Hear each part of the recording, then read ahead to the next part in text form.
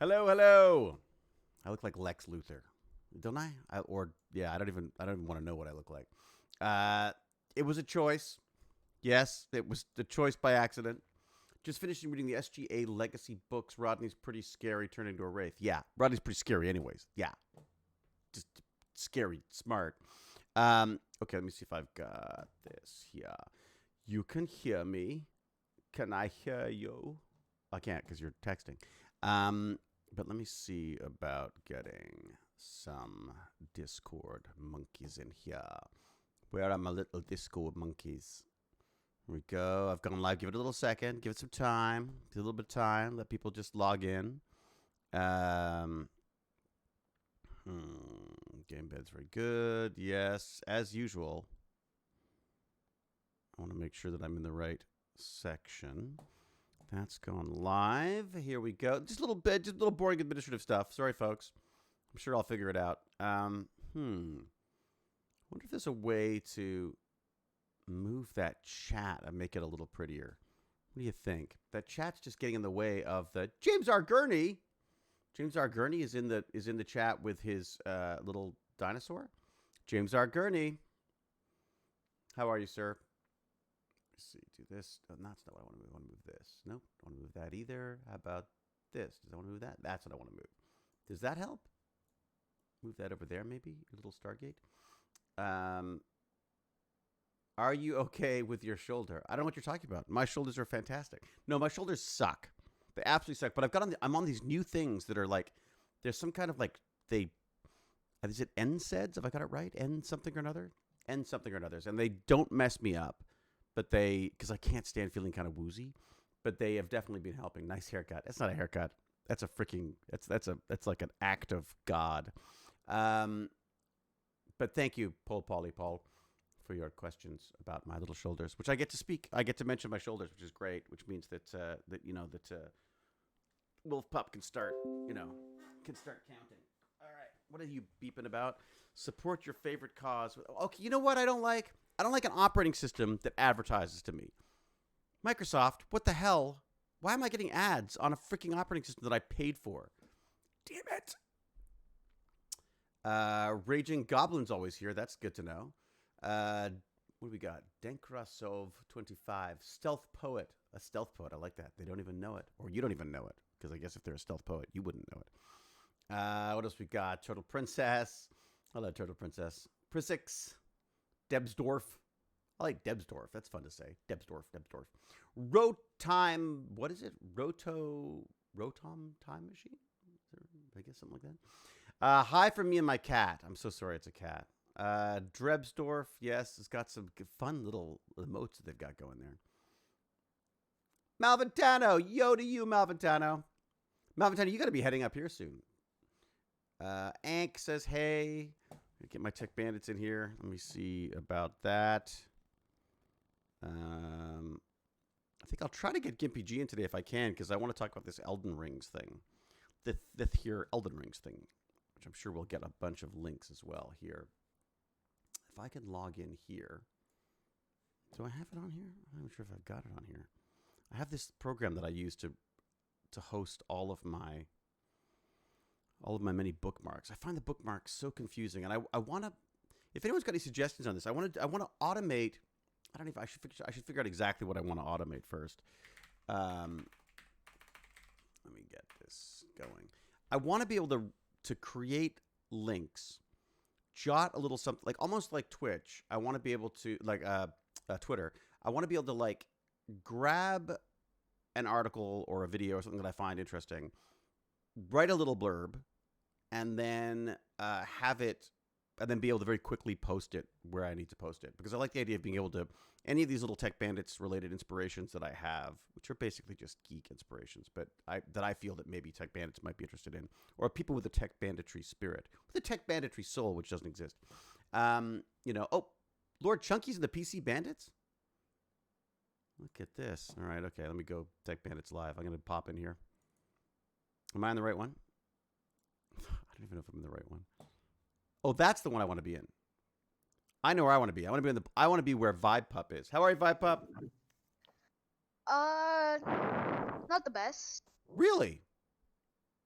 Why not? I kind of got in trouble. It's because I haven't been here long enough to know how to do music at school. Oh no. What do you mean? Like what in what way? I just haven't been here long enough to learn the chords or anything, so I just had to go to the office. Wait a sec. They made you go to the office because you didn't know something that they hadn't taught you. Yeah, Well, that's stupid. What did you tell them? I just went to the office and just sat there. Really? Yep, Does that seem kind of dumb to you? kind of, but not really. But what do you mean? Like, is it stuff? Do you feel like is there stuff that you feel like you didn't do that you should have done? Kind of. So wait a sec. Was there homework you didn't do? No. Okay. Well then, so I don't understand why you're going to the office for that. Can't the teacher just go like, here are the chords you need to learn, go and learn them? No, because she needs to physically teach. Okay. So what chords you need? What's the deal? What do you have to know? Is there someone? Maybe there's someone in the chat who can help you out. What do you need to know? What's going to get you out of the hole you're in right now? You're like Steve I don't McQueen. know. All I know is that I have to do. I'm pretty sure it's called the Rock Band at Home now. Rock Band sounds fun. It's a game. I already have it. That sounds good. So all I have to do is I am being assigned the video game. Dude, that's like the best punishment ever. Oh, did you act like really like, oh, I'm so sorry. Okay, well, if you're going to make me, I guess I'll go play my video game at home. But Rockstar, are those legitimate chords that you learn in Rockstar? Yeah. Oh, well then that's awesome. That's freaking brilliant. Okay, so your punishment is to go and play a video game that is learning chords, and do you get to choose what songs you're doing? Yeah. Dude, what are you sounding down for? It sounds like the best freaking thing. I wish someone could give me that kind of punishment. But did you get in trouble? Not really, actually. Dude, this is sounding better and better by the second. Okay, so you've got Rockstar at home. Yeah. What instrument do you need to play? Like guitar? Yeah. And what chords do you need to know? I do not know. Well, that might be part of the problem. So, like, how many chords do you need to know? All of them. I'm pretty sure there's only like, I'm gonna guess 6. I started playing guitar. Well, not playing guitar. I started making a noise with the guitar during the pandemic because I just found it relaxing. Like I would just go and I'd find like any song that I like, I would just go and I'd see if it's possible to play it badly on the guitar. And so I've ruined every good song, certainly for Baz and probably for my wife as well.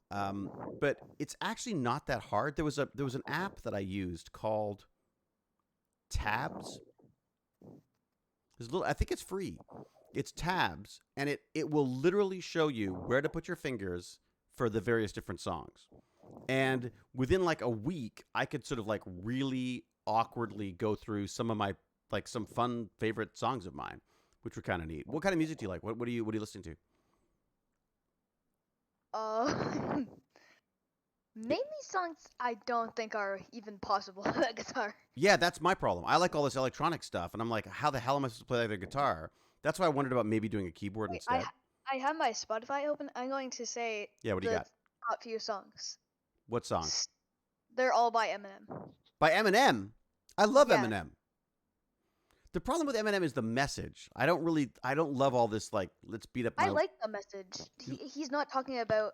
Was in what song? Hitting Not the ones where he talks about beating up his wife and stuff. No, he's not talking about hitting his wife in any of them. Okay, He's saying he's trying his hardest when she's doing all those things. Right. Which is so weird. Like he's always in these relationships. Like I don't know if it's for real or not. Did you ever watch the movie 8 Mile? No, I want to. Oh, dude, it's great. I honestly like I really enjoyed it. I mean, I don't know if it's supposed to be for kids, but who cares? It's like Baz watched it, and I think Baz really enjoyed it as well. It's a great. So I used to that song. You got to lose yourself. You got to do that. So, I know the entire lyrics when I have the beat. I really can't sing okay. So that song, I used to play that at full volume till my ears hurt while I was running up the hill. You know where the Hollywood sign is? You know the Hollywood sign is like on this hill. So I used to run up that hill behind the Hollywood sign every day to that song. You gotta lose yourself. You got one shot. Do not miss your chance to go, or whatever. You know, opportunity knocks only one. So that was my like Hollywood song that I used to run to. Now I don't do a lot of running now. Now I do a lot of walking and shaving of my head. Oh yeah, you don't have a video, do you? You haven't seen my cue ball head. I shaved my head. Yeah, I see it. I do not want Isn't to it comment. amazing? It actually looks good. Way to I put you didn't on know the I probably, spot. 'cause I didn't know if it would sound rude. I'll put you on the spot. No, I think it looks goofy, but hey, Anthony EZ, how are you? Lurking. Anthony's lurking. You're welcome to lurk. Hey, Anthony, you don't have to speak. I just like to say hi. That's all, just so you know that I've seen you. Yeah. Have you shaved your head? No. Okay, just checking.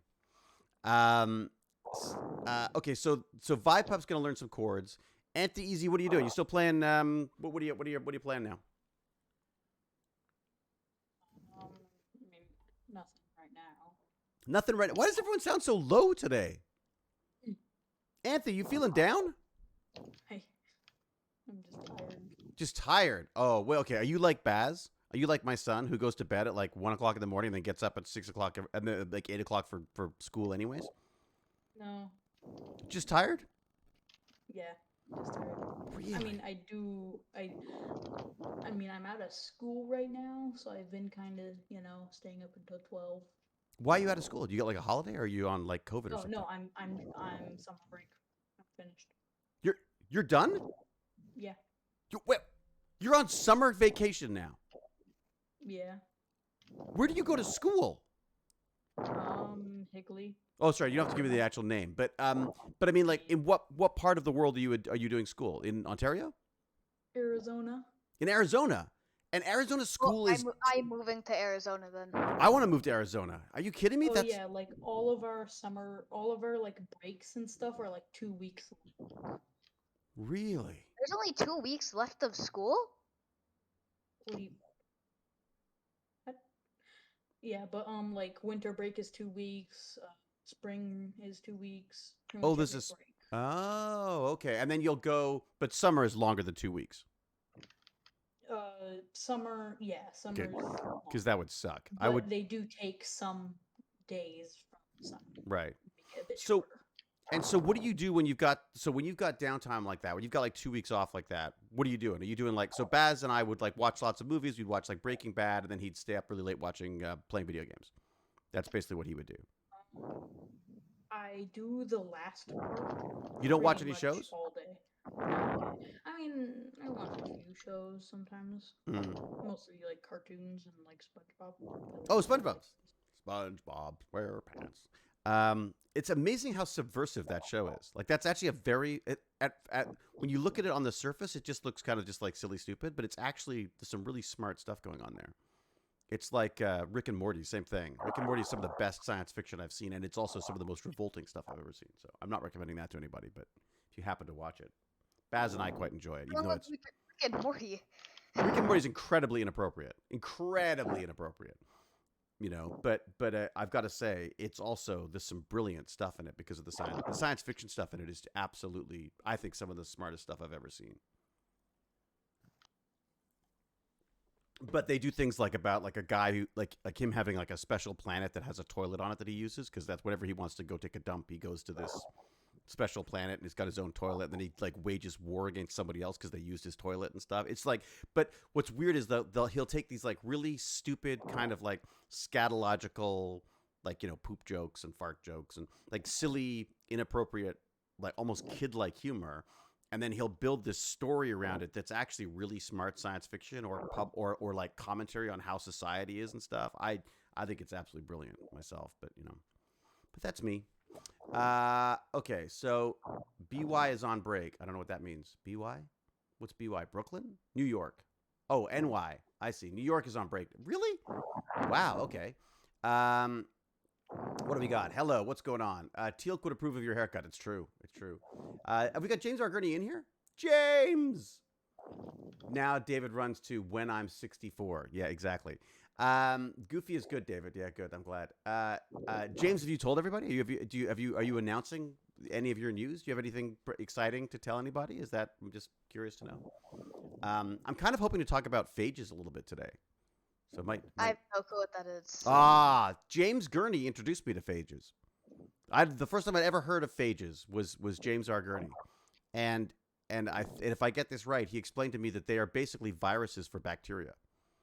And the beautiful thing about that is that you can then use those viruses, these phages, to infect a bacteria with the kind of DNA you want it to make. So you can trick bacteria into making things like insulin for people with diabetes, or alcohol, maybe ethanol, that kind of stuff. I mean, it's basically they're like nature's genetic engineering machines for bacteria.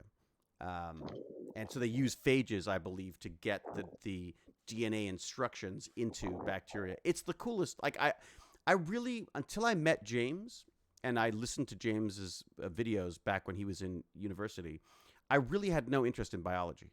Truly no interest. Like to me, it was like, I want computers, I want faster computers, and I want bigger computers, and I want smaller computers, and I want robots. That's all I cared about, was just electronic stuff. And now I'm beginning to believe that maybe I've wasted too much time on that, and I should be spending more time with biology. There's a synthetic biology conference happening in Ontario, and I think it's like at the end of the month. And I'm seriously thinking about dropping some coin to actually go, because it just sounds like it's all about like genetically engineering, basically growing meat in a lab. So imagine not having to raise a cow, kill a cow, chop up a cow, and then make burgers. Imagine being able to just like go into the basement and go, oh, they're finished, and it's like it's grown a burger for you. And it tastes like meat, and it looks like meat, and it acts like meat, but no cows were hurt. No resources were used. You don't have to have like all these massive fields full of cows pooping everywhere and letting off methane and all that kind of stuff. I mean, I think that'd be really cool. You need the fast computers for good biology. That's true. That is true. Yeah. I mean, and I'm still fast. And Malventano, I'm still like, you know me, I'm still a complete computer nerd. I just feel like the biology side of stuff seemed so far removed from technology to me. Biology seemed like science class to me, whereas electronics and technology always seemed like really, like that was cool, bleeding edge stuff. Now I'm beginning to think, wait a sec, maybe biology is Amy Webb says biology is the new programming language. I just think that's kind of cool. She's a futurist. Okay, that sounds fun. I'd come, but I'm currently waiting on green card visa stuff, so I can't leave the U.S. for a while. Yeah, they get pretty funky on that. You got to be really, really careful on that, James. We had a whole bunch of kerfuffles with me because I was living in Point Roberts, which is America, and I had to travel to Canada every day, and there was a lot of lawyers involved in allowing me to do that. It was really bizarre. Food replicators. Wait, what did you need lawyers to do? Oh, green card? So you know what a green card is? I'm guessing it's a card that's green. Haha. Weirdly enough, it's not green. But anyways, it's basically, green card is what they call the you become a permanent resident of the United States. So you become a United States citizen, sort of. Without getting a passport, you are able to work and live in the United States. So you get a green card is what they call it. And they can be very difficult to get. They could, depending on what you like. If you're an actor, good luck getting green cards is very difficult, because who the hell wants more actors kicking around? Whereas people like James Gurney, who are brilliant scientists, there's a big demand for obviously brilliant scientists in the States. So I'm surprised James doesn't already have a green card, but I guess that's, if he's anything like me, he puts it off till the very last minute. That's what I do. I think there are degrees in bioinformatics. Yes, there are. Yes, there's some fascinating stuff that's going on, like big data relating to genetics and all that kind of stuff. It's really cool, and I can't wait to see what happens with like quantum computers and stuff like that. But this phage thing was interesting because they're talking about, there was this kid. So I don't know, Wolf Pup, have you heard about like these antibiotic resistant viruses? Do I mean that bacteria? What am I going to get?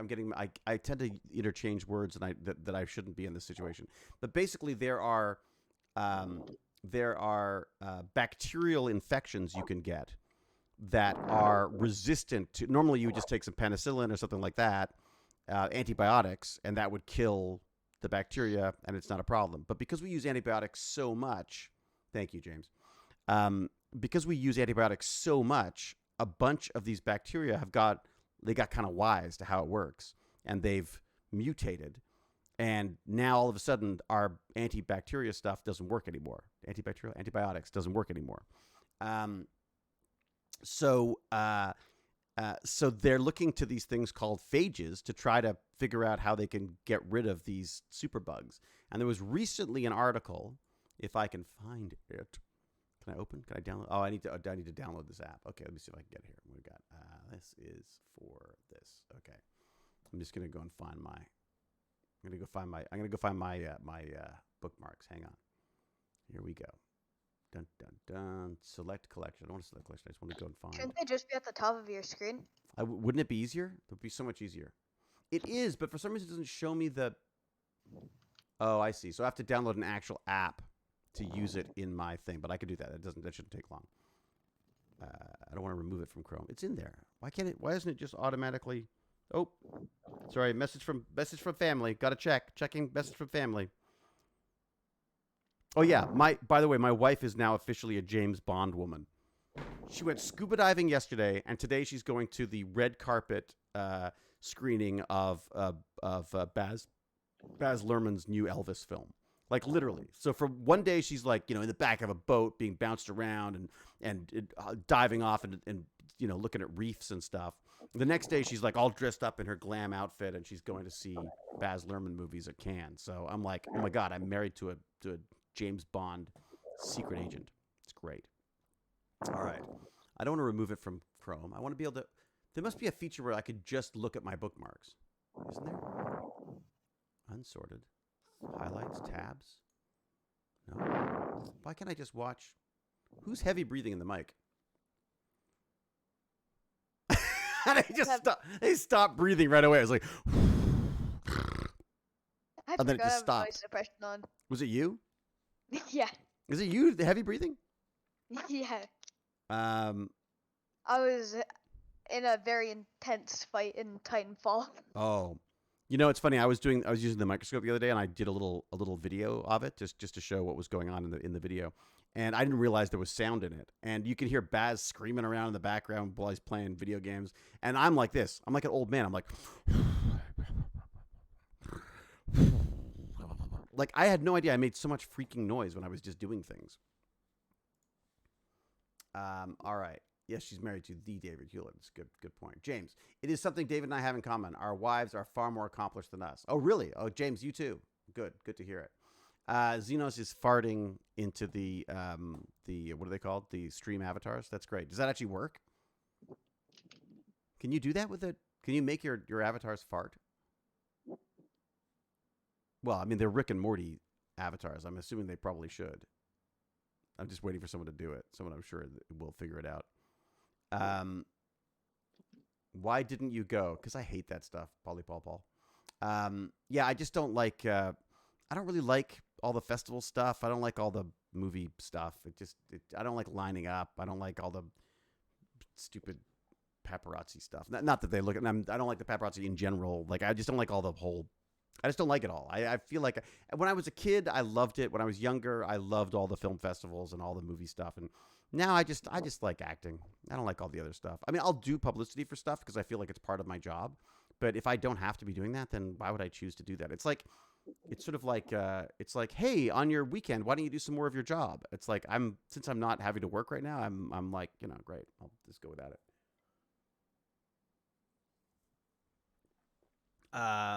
What is it? Dear God, I don't want to know. Don't want to know what? What don't you want to know?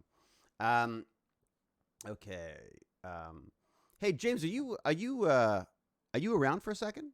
Because I'd love to get your perspective on this phages stuff. If I could find the freaking article. Let me find the article. I'll send you the article and you can see if it's something worth talking about or not. Here we go. So it's Okay, let me just look it up here. And I will try to pull this up for everyone else as well. In the meantime, just listen to wolf pup breathing. There we go. I made it so you can't hear me. I'm kidding. I'm totally kidding. Phage used to clear antibiotic. See, I could have just read the. I could have just read the freaking article. It would be probably better way of going. Okay, bacteria one phage. Is that the article? That's not the article.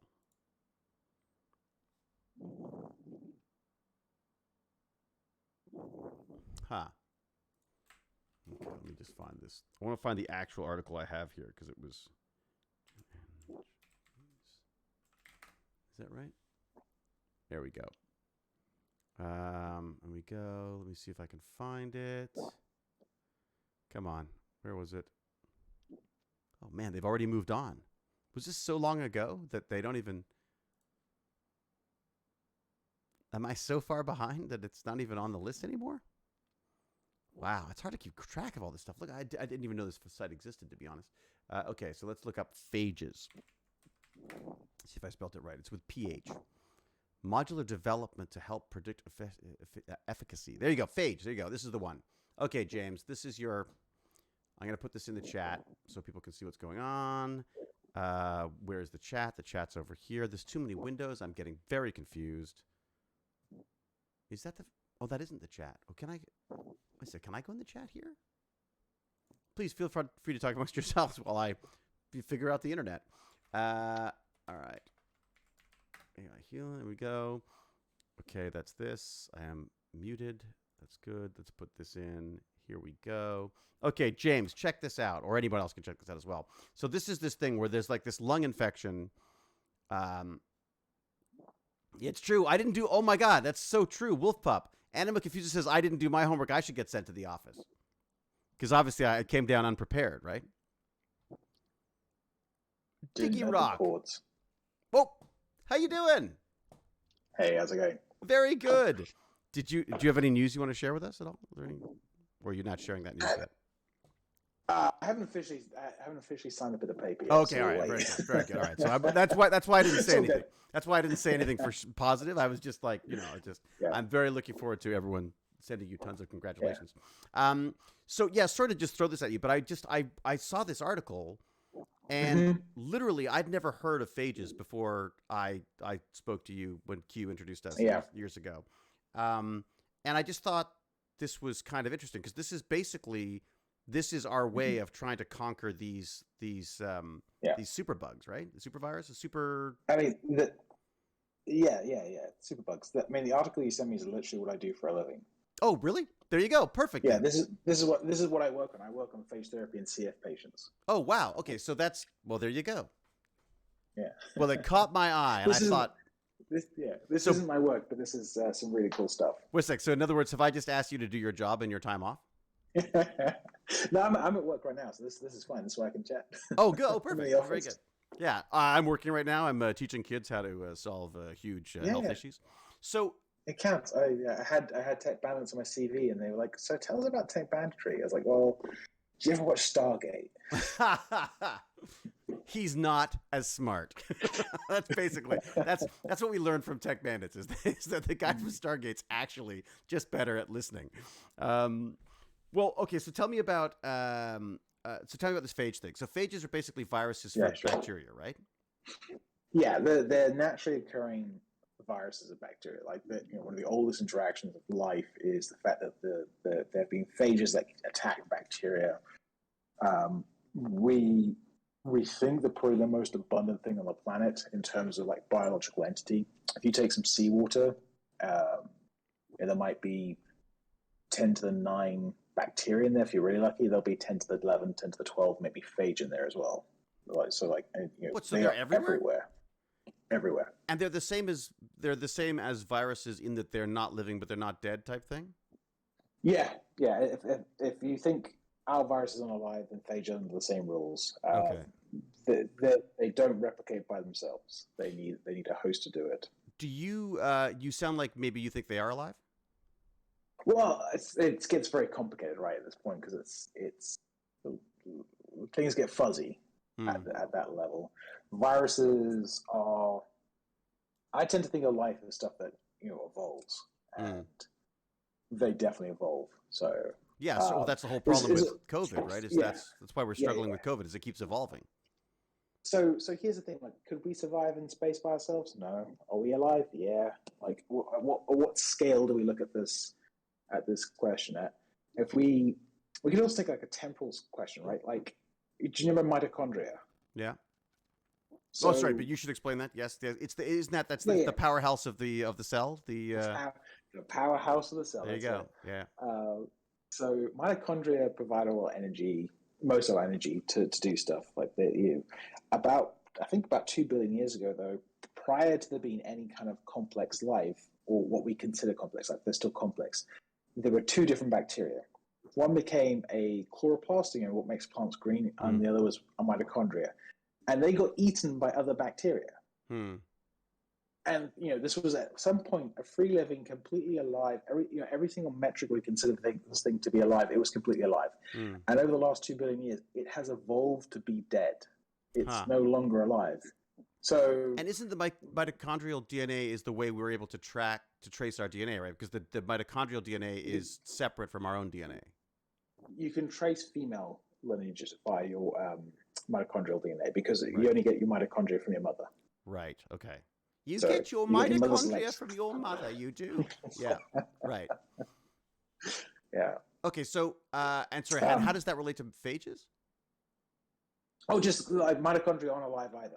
I see. If you take a mitochondria out of a cell, it's not alive, and it's one of those hard questions. Like, are they alive or are they not alive? At the end of the day, it doesn't really matter. Wait a second. So, mitochondria. So if you take a mitochondria out of the cell, it can't do anything. It just doesn't. It just die. It does nothing. It does nothing. I think it probably lysed. So you couldn't find. Well, I guess you could find the right nutrient mix or whatever to drop it in, or that it would think it was alive, or not.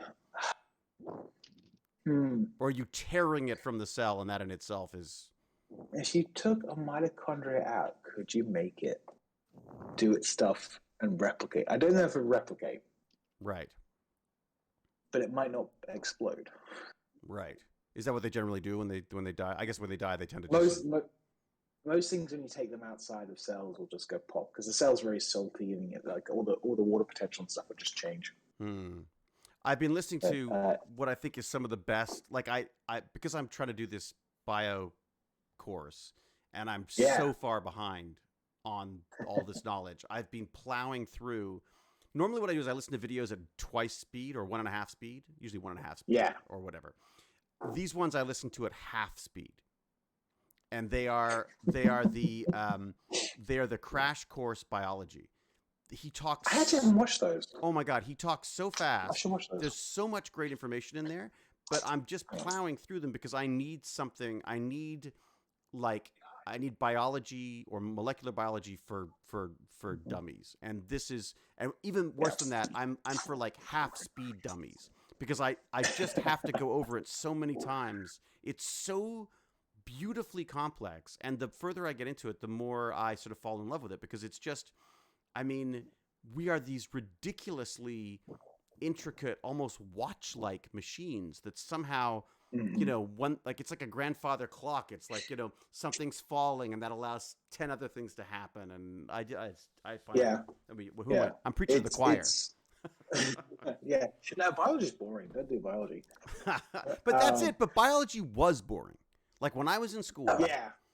When my son gets handed a photocopy of a paramecium and is told to memorize the parts of it, I go like, boy, way to kill biology. Yeah. Is biology living or dead? Well, it's dead if it's taught that way. You know what I mean?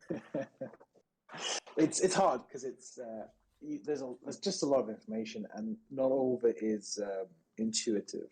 Like we have one unifying grand rule of biology, which is evolution. But I think there are music savants who can say, "Oh, I can listen to three notes, and they'll be able to put Beethoven's symphonies back together if they, if it was completely destroyed." Whereas biology, you just kind of have to remember stuff. Oh my God, there's so much memorization, and of course that truly is one of my weakest points. Is I can't remember where I put my keys, let alone He doesn't even remember where he put his hair. It's true. No, I do. I put it in a bag and I recycled it. You little bastard. I've been holding off making the Mr. Magoo jokes, and in junior high and high school now, though, especially in the States, I don't know how it is in Canada. You have to tread lightly in biology because creationists parents are going to get up your butt with a stick. They want it to be taught. Can we not say that? Because I had that at the beginning of the week, and I think we should just avoid that. I'm not saying nothing. Yeah. That was my medical fun. Was colonoscopy, emergency colonoscopies at the beginning of the week, and it was a very interesting experience for me. And all clear, by the way, all good. But yeah, good. It was it was nothing like getting that call. Poor David. Okay, people tell me, because I'm short, I'm in a wheelchair, so they see the top of my head and they go, "Hey, Gimpy, if I had that much hair loss, I would shave my head." And then I point out David, and I go, "See, some people look really good when they shave their head, and they go, 'Oh, that looks macho.' And some people say to you, 'Oh, how long have you been getting the chemo?' Stuff like I just look like I feel like I look like a fat version of the principal from Community. That's my I've got that ineffectual I don't bald. see it yet. Yeah. Or we were watching Breaking Bad with my son, and I look like the brother-in-law now. Yeah. Right? Yes. I want to be Heisenberg, and instead I'm Hank. Yeah. You know what I mean? Yeah. I've got to run. Do you? Back up. I'll be back around like half an hour. I'm actually going to drive home and get something. Oh yeah, go get out of here. All right, great. Well, thank you for that. Thank you. I'll be back in a bit. See what Lance. See what you talk do. more about Drive phage people. later. Oh, perfect. Okay, great. All right, so I'll save that. I really love that. I heard mitochondrial DNA popped in, and now it's over. Damn. Yeah, that's a way to kill it. See, once again, like biology. Wait a sec. Is anyone doing biology at school? Like what's Vibe Pup? Are you doing? You must be doing biology as well, aren't you? Oh, right now I'm doing. They're basically in science. They're teaching us how to write down notes for science and all other classes. How to write notes down? Scientific method, basically. Oh, is that what it is? Scientific method? Yeah, we did a very fun experiment. I've never done anything like it. Oh, what is it? We actually did something for science instead of just talking about learning about it. Yeah. Like we made cars and we see how far the car went. Oh, nice. So you have to design cars that move. That's cool. Oh, dude, I should show you the cars I have. I have these little hydrogen-powered cars that electricity creates hydrogen, and then the hydrogen creates electricity. Like it's this weird kind of, you put water in it, and it breaks down the water. Okay, water. Okay. Yeah, it's. Is that called electrolysis? What is that called? Electrolysis? Isn't that how you keep the hair from coming back? Electrolysis, isn't that? Oh no. But what is? Yeah. No, that might be it. What's it called when you use electricity to break down water into its two components? That's a good point. Let's find out. Someone will say, yes, it is electrolysis. There you go. Well, okay, Malventano says, yes, it is, in fact, electrolysis. Oh, hi, Mel. Malventano, who's heading to Toronto at some point. We don't know when. Also, how to make O2 on the sub. Oh, that's how you make... I watched what turned out to be an awful movie. It started off well, and it was a movie about subs. I don't know why I like subs movies, but for some reason I watched this. Me too. This one was called Wolf Call. The Wolf Call. It's kind of fun. It's worth watching it for the first little while because it's just kind of, was just kind of interesting.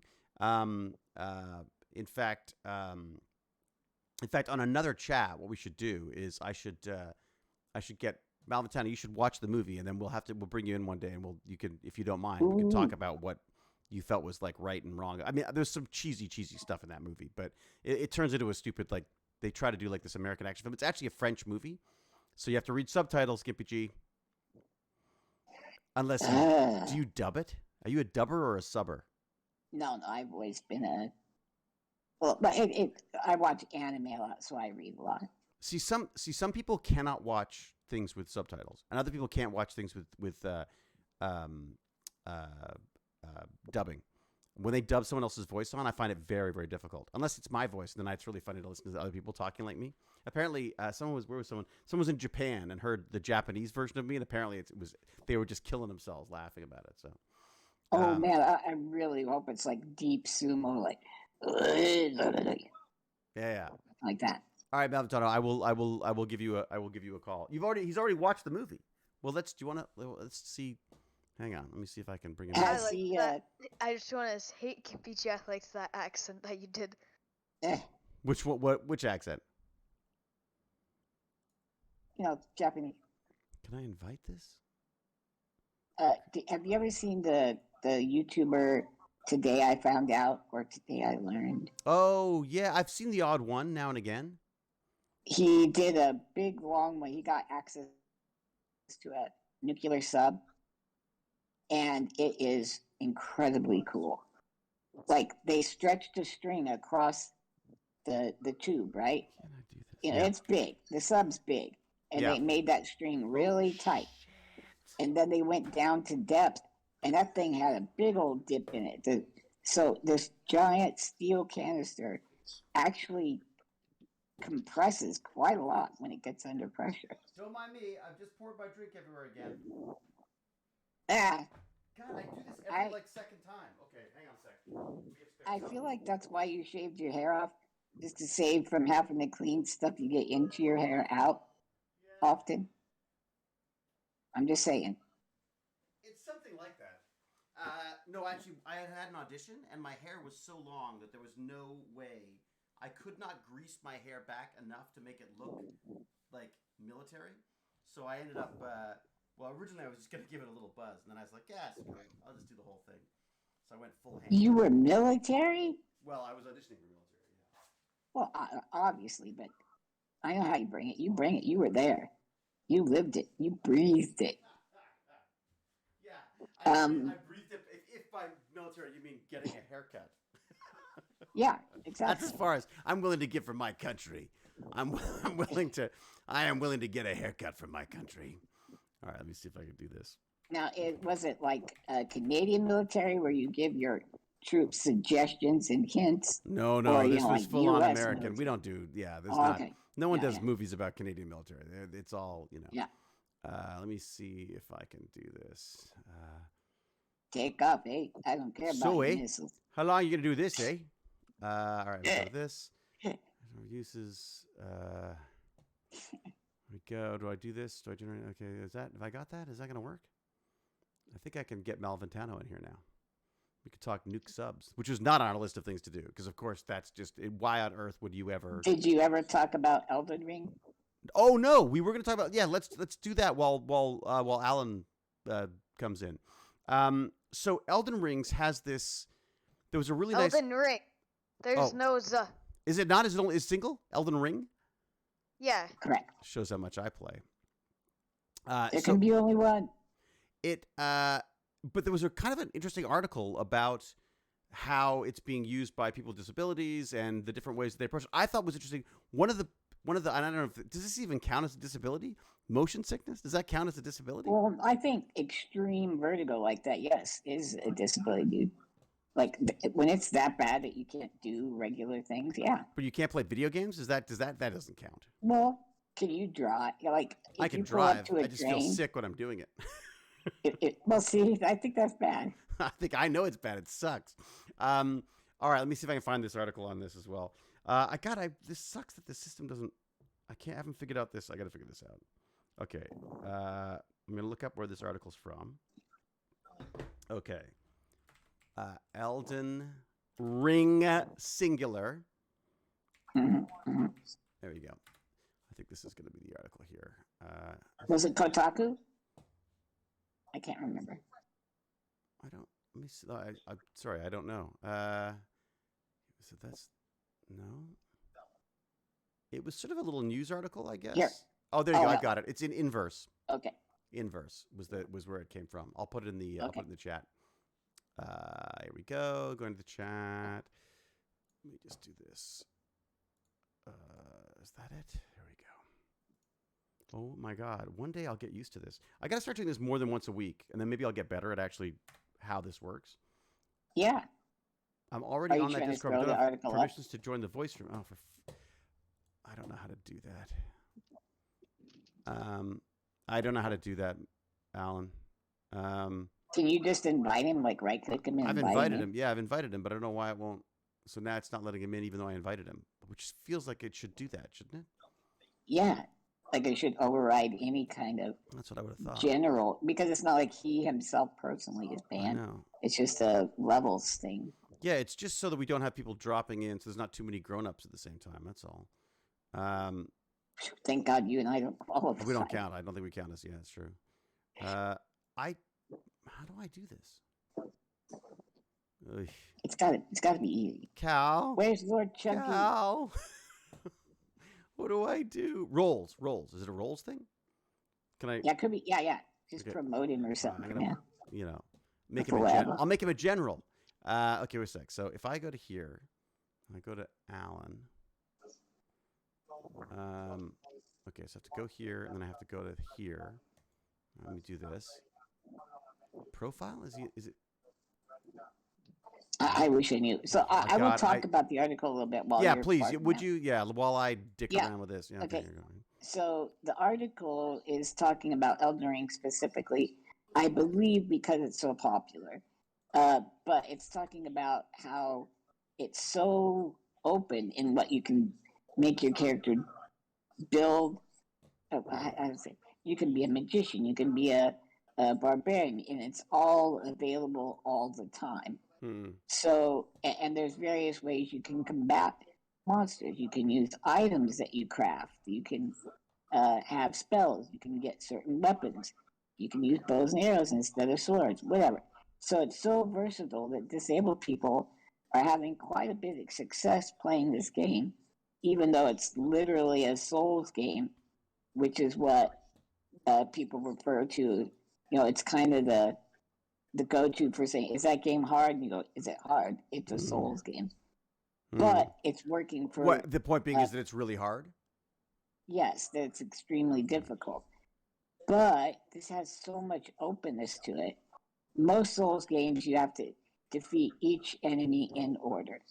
And so they can cordon off what weapons you have access to, what abilities you have access to when you reach that monster. And if you do things in a specific order, this is incredibly difficult.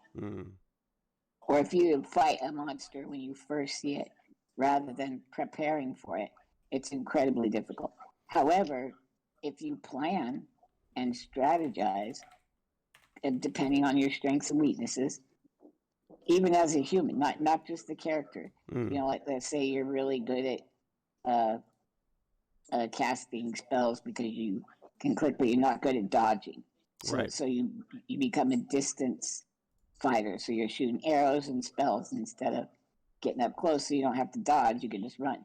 Well, you can do that. You can take the time, gather materials and craft and become very good at that. So a lot of people with all kinds of disabilities, from vision impairment to, like you said, David, like vertigo, which I thought was surprising. Extreme vertigo, right? Deafness. I'm not sure what deafness. There's not that many auditory cues in that game. They talked about a couple. They talked about a couple that it would help you to hear in, if that makes sense. Like they're not necessarily like essential, but that you can actually have a certain amount of. They could be of some help to you that perhaps wouldn't be available to other people. That's all. What I think's really cool about it myself, and I'm glad you sent it, David, is that it shows that if you just make something open, and that makes it more fun for able-bodied people, but also accessible at the same time. So it's not like you had to do something special. It doesn't have any. It's not be designed specifically for that. It just happens to be it has a lot of diverse, different options in its makeup. Right, and that's I kind of. Alan, we got you here. Go ahead. Sorry. Can you hear me? Just checking. Oh, hey, Alan. Yep. How you doing? Sorry, I'm just gonna finish up with Gimpy G, but then we'll talk. Can Yeah, we talk subs? Whatever you want to talk. Woohoo! Thanks, buddy. I just wanted to say hi, just make sure that he knew that he was in. Don't be just like, what's going on? But does it sound a bit like? It sounded a little bit like marketing to me. Like it sounded a little bit like they were. I think. Yeah. I think the focus on this game is possibly either an attempt to strike while the iron's hot on a really big property, or, like you said, perhaps Elden Ring said, "Hey, how about you say something nice about this?" It's probably it could be either one. I don't think it's neither, but hey, but I was go ahead. I was gonna say, I was wondering, Vibe Pup, are you using different players as you go along? Like, you changing your players depending on, or your characters depending on the things that you're fighting? No, I just be strong, and that normally gets me through Elden Ring. Right. Well, then they were saying that. Strong. Well, they were saying that if you tank up, like some people who aren't as dexterous. I have a lot of health and barely any stamina, so I think I need to restart my entire. So the health means that you can take a lot of damage before you die, which means you can work away at people instead of like just dying instantly. That means Vibe Pup goes in face first. Right. You're just like, Rah! So Lance, if you were going in, you would be doing like what? You'd be more like wizard, more like sniper? I think that's what I would do, and then have voice commands for different spells. Oh, that's smart. Yeah. Huh. That way, yeah, because it's hard to switch spells. But if I just had macros there's a thing called voice attack, so I just actually say the spell I want to use. Oh, that's kind of cool though. That's almost like that's like really doing it. Yeah, it's more immersive and it's an accessibility thing. Yeah. That's where I wish they would think of it that way, rather than think about, oh no, what do I have to do special for the disabled people that's adding to my work. I wish they'd go, okay, if I make something for really lazy people, it also happens to work for disabled people. And who isn't lazy? Come on, let's get real. Well, I mean, the whole point of computers was to make things simpler to do, right? So, right, less physical. You have a lot of macros on the nuclear sub, Alan? Say again? Do you have a lot of macros on the sub? Macros to do I mean, to automate. Instead of typing all those shutdown things. There are almost no Well, yeah, you could consider that a macro. The shut down the reactor thing. That's one switch. That's one heck of a macro. Yes. Right. That is a macro. It's a mechanical macro. It's a very mechanical macro. Yes, it's electromechanical. No, you'd be surprised how much stuff on the sub is meant to have the crew. Huh. Right? Like because the more automation you have, the more that is inclined to get in the way when the proverbial crap hits the fan. And you have to do something slightly different, right? Like you wouldn't want some big chain of events fully automated and then this other thing happened, Well, which some was kind of the torpedo premise hit of that something. movie that we watched last night. The premise was that there was a chain of command. I don't want to ruin any spoilers or anything, but there's a chain of command that once initiated basically cuts out all other input. Yeah. Sense. And thus the problem. But is that legit? I watched that movie like a couple months ago. Oh, really? Well, there was a situation where there was like a launch sequence, and once they were into the launch sequence, they couldn't. Nothing is that automatic. No. Right. Like a launch sequence on the sub, it's literally all the way down to there is a human being with his hand on a literal trigger. Like it's in a safe. It's on a cord that comes out of the safe. And you grab a literal. They kind of did that. I mean, you're holding it in your hand, and you pull a trigger. They sort of did that. They had like digital keys, and they had to press a button basically to make it happen. And there was sort of a chain of command. The idea was basically once you've been told that you want to fire this thing, that nobody's allowed to bump you once the president's told you to do this type thing. But anyway, in a way, that was the least interesting part of it. To me, the most interesting part of it was the very beginning, where they were using sonar to listen to things that were going on in the sub. Oh, yeah. The only thing that was a little bit unrealistic about that is that I don't think anybody's that good. The golden ears? As far as, there was this one guy that was the golden ear, and he's the only guy in all of their Navy that they have to fly him out to the submarine so that he can be the person listening on the headphones and just to find the one actually, particular. Lance, you'd probably like it actually because it was it's fun, it's silly fun, but this guy's super strength was basically his ears. He could hear and identify things really well.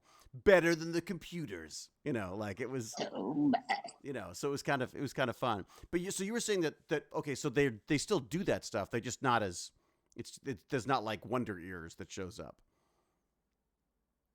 No, there's usually, I mean, the sonar techs on the sub are usually pretty good. Now, are they to the point where they can identify exactly which version of the cruiser it was by Right.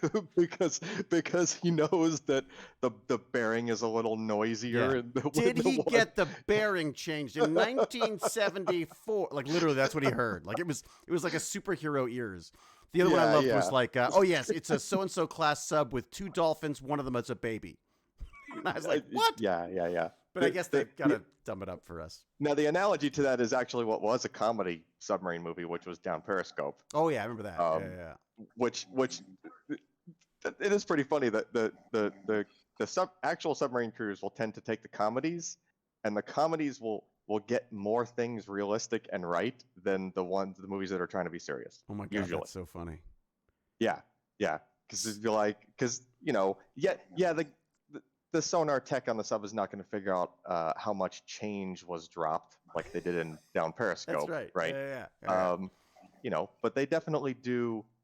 Somebody drops a wrench in the bilge in the engine room, the sonar guys up front are going to hear it. Right. Right. They'll know. And they'll be like, "Hey, engine room guys, like, knock it off." There was a fun one as well that they do in the movie where the guy overhears the guy logging into his keyboard, into his account, and the different sound of the keys. He used them to put together the password for this thing. What?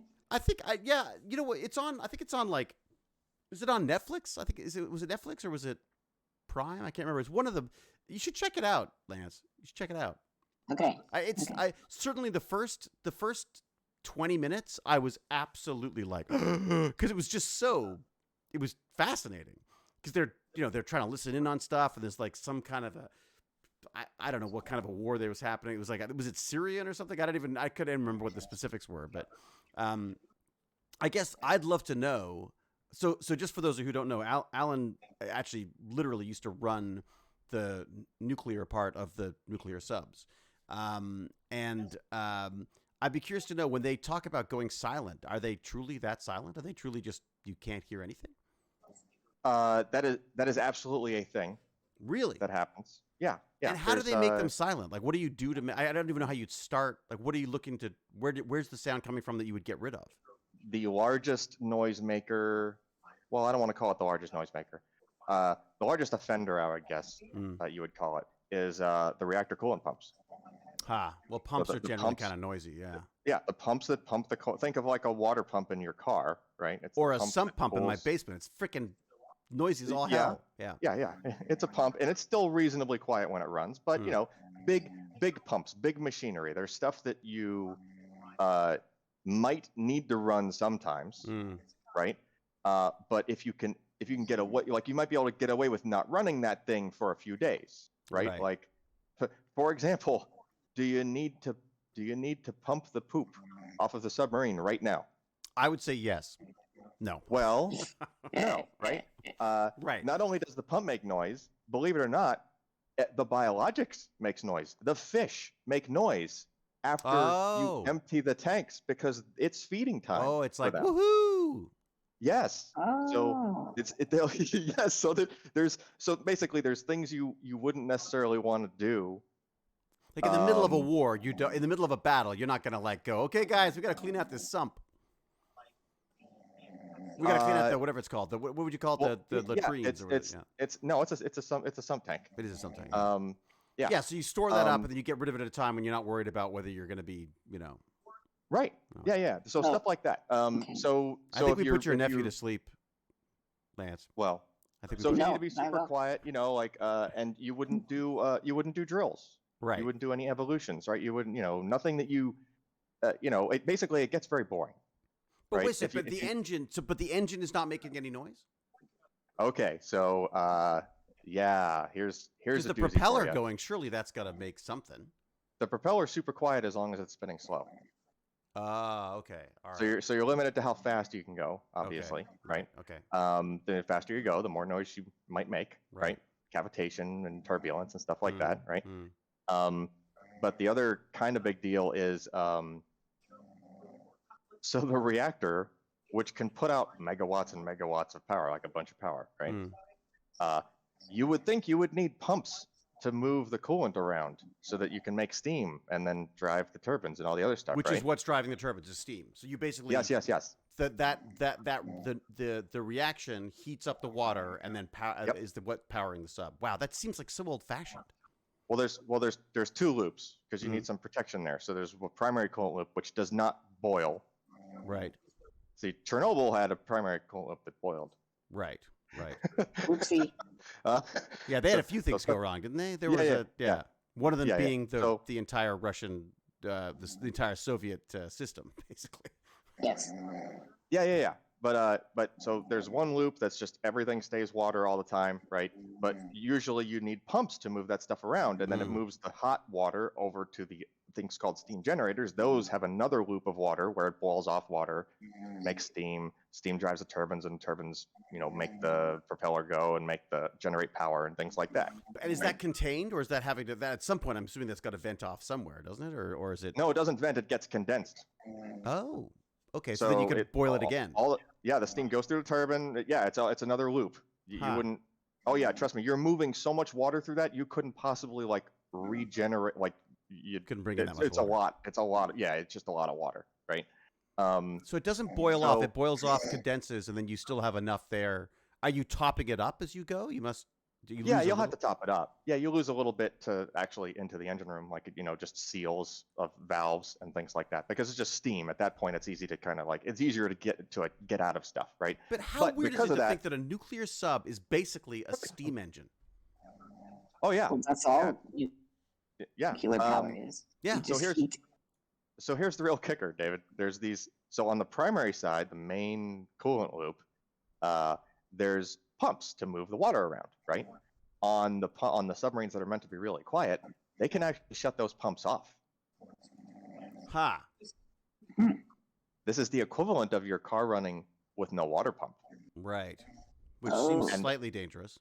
So the way they get away with that is by putting the reactor itself in the bottom middle as far down as they can get it, and the steam generators are as high up and onto the sides as they can get them. So the heat of the water coming out of the reactor, heat rises, right? And it actually circulates naturally around that loop. It flows a lot more slowly, but it's able to do that and move around, and you can make some amount of power, not a full power, but you can make some power without running those pumps and without making that noise. But that kind of makes sense, right? I mean, that it would move once you've got the heat would move it and stuff. Basically, the fact that it's already that's boiling away would keep things moving as well, wouldn't it? To some extent. Well, no, that water doesn't boil. That water is just that's the water in the primary loop, which does not boil. It's bad if that water boils. Okay, all right. Yeah. So I would make David row. That's how I would go faster. Yeah, that would help. With my shoulders, good luck. True. By the way, are you studying for something, David? What do you? I did actually do an audition. It's true. I did. Well, I meant for the haircut. What's the? That's why I cut my hair because I had an audition and I had too much hair and I didn't know what to do with it, so I panicked and just cut it all off. You just got rid of all. I was like, you know what? It's just easier if I just get rid of this. I'm trying to get you in a good window somewhere that's not. Well, I guess you're just going to be covered in little avatars, but there you go. You get a sense. No, that's okay. Get a sense of you up there. How does I do this? Do I move that around? I spend so much time moving windows around. It's ridiculous. That's fun. So when you watch a movie like that, Alan, are you yes. Can you enjoy it, or are you just going, ugh, this is stupid? Well, you mean the movie you were talking about? Yeah, just in general. In general, when you're seeing something about a nuclear sub or any of that kind of stuff, do you just sit there going oh man, people are idiots. They should just. I mean, you have to suspend disbelief. Right. A little bit. Okay. Right. Okay, so how about this? If you watched a movie that was trying to teach acting. Right. Right? They're gonna mess things up.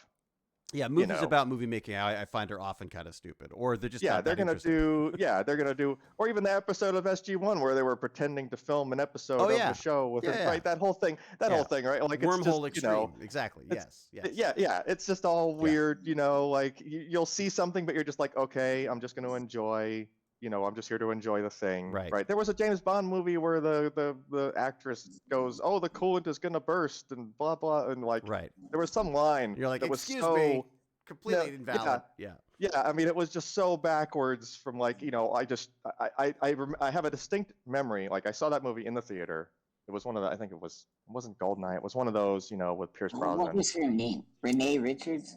Oh, I yeah. don't Well, know. there's that, which unto itself was just like, that is not. Scientist. You're like, Yeah, that was. Yeah. That was So a stretch. Yeah. I have a distinct memory of like, so I'm watching it and then they start doing reactor stuff in the script and I'm like, okay, reactor stuff, it's okay, I'll get through this, right? Even though it's Bond and I love Bond, I'll try not to let them ruin it for me, Right. But then they said that line and I just have this memory in the theater, like I actually just shook my head, like I just, I just shook my head when Denise Richards informed us that she was Denise Richards. Denise Richards was some kind of was like this. I think she was having a hard time even just saying what the name of her job was. I mean, like, it's like poor Elizabeth Shue in the Saint as well, when she showed up and she was the brilliant scientist as well. So, not to say that women can't be scientists, obviously, but just in this situation, that specific person just like, it'd be like, me being a supermodel. It just wouldn't seem right. It'd somehow. just be ludicrous, It'd be right? an odd, ludicrous casting. Exactly. Thank you. Impossible, basically. You're enjoying that a little too much there, Lance. Hey, Lance, did I tell you that apparently MIT just said that the Magic the Gathering is like one of the most complex games in existence now? That's incredible. Or maybe not the most complex games, but maybe has the most complex outcomes or whatever it is, or possible. Yeah, possibilities. Maybe I have to look up that article and stop just making up news like I am right now. But I was like, hey, so maybe I'm not a complete idiot. Maybe it is actually a little difficult to play this game. I've also been watching a lot of my homework, trying to learn a little bit about Magic the Gathering while I can. I was watching some of those you said too as well. What did you think? I did homework. What do you think? Who do you like and not like? The nerd professor guy is the Tolarian Community College. Yeah, personality challenged. Let's say that. There's some. He's not the guy you want to get stuck at a party, to be sure. Alan, do you play Magic the Gathering? Have you done any Magic the Gathering stuff at all? Oh, well, so long ago, David. They've got it. It's now online, right? You can play it online, and it's. Yep. Well, I've watched you guys stream a couple of times. It's pretty. It's a fun game. I gotta say, like I mean, I feel a little bit sort of like I feel like I'm not able to entirely to play exactly the way I used to with the card game, but it's pretty close. Yeah. And then I really want to show Lance this this other version that they have, which is just basically kind of a digital version of the card, like truly a digital version of the cards. It's none of the snappy app stuff and everything, but Yeah, I always thought that was cool. Like, it was back in high school when I played Magic, I think. But yeah, I'm a little late. I'm like a late bloomer. It takes me a while to get into these things. Yeah. But what I thought was cool back then, speaking of like Magic being on computers more now than playing it on old-fashioned way. Yeah. But back in high school, like I thought it was the most amazing thing that somebody came out with like a Dungeons and Dragons game that was like doing the role for you and doing all the stuff for you. Even like a Monopoly game at that time had come out on PC, and I thought I got a kick out of that because I was like, oh, you don't even like it just does it all for you. You Without don't have the to, mess. Yeah. Yeah, you don't even have to like sit there and fuddle with your bills. Oh no, I need change for a 20 so I can pay off my mortgage. Well, that was Minecraft or for me too. Minecraft is like Lego without the mess. That's what I loved about. Like you could build things as big as you want, and then you don't have to go and clean up after. It's like that's what I. It's again, as you say, Lance. It's all about just laziness of computer stuff. See, it all comes down just to cater to David. You got disability. Maybe that's it. That's it. My dad always said, what the world does today. No, what I do today, the world does tomorrow. That was his big thing. I was like, Dad, no one is wearing rolled up galoshes like that. It's just never gonna happen. Oh, so your dad thought he was the trendsetter? Dad believed firmly, and in some ways he was. So he, like, before anyone had helmets on bicycles, my father had helmets on bicycles. people used to laugh at him and us because he used to make us wear helmets as well. Because he's just like, I don't understand. Why would you not, like, if you fell off a bike, why would it hurt a kid any less than it would hurt anyone else? Like, I mean, you know what I mean? Like, basically, he understood very early on as a doctor, and he'd obviously done emerge work as well, that head injuries were incredibly traumatic and could change a life in a second. Yeah. And so he made us wear helmets. And of course, I would cycle off with my helmet on and take it off as soon as I got around the corner. But, you know, he tried at least. Now, did he make you change helmets from the one you wore indoors? Or did you just. What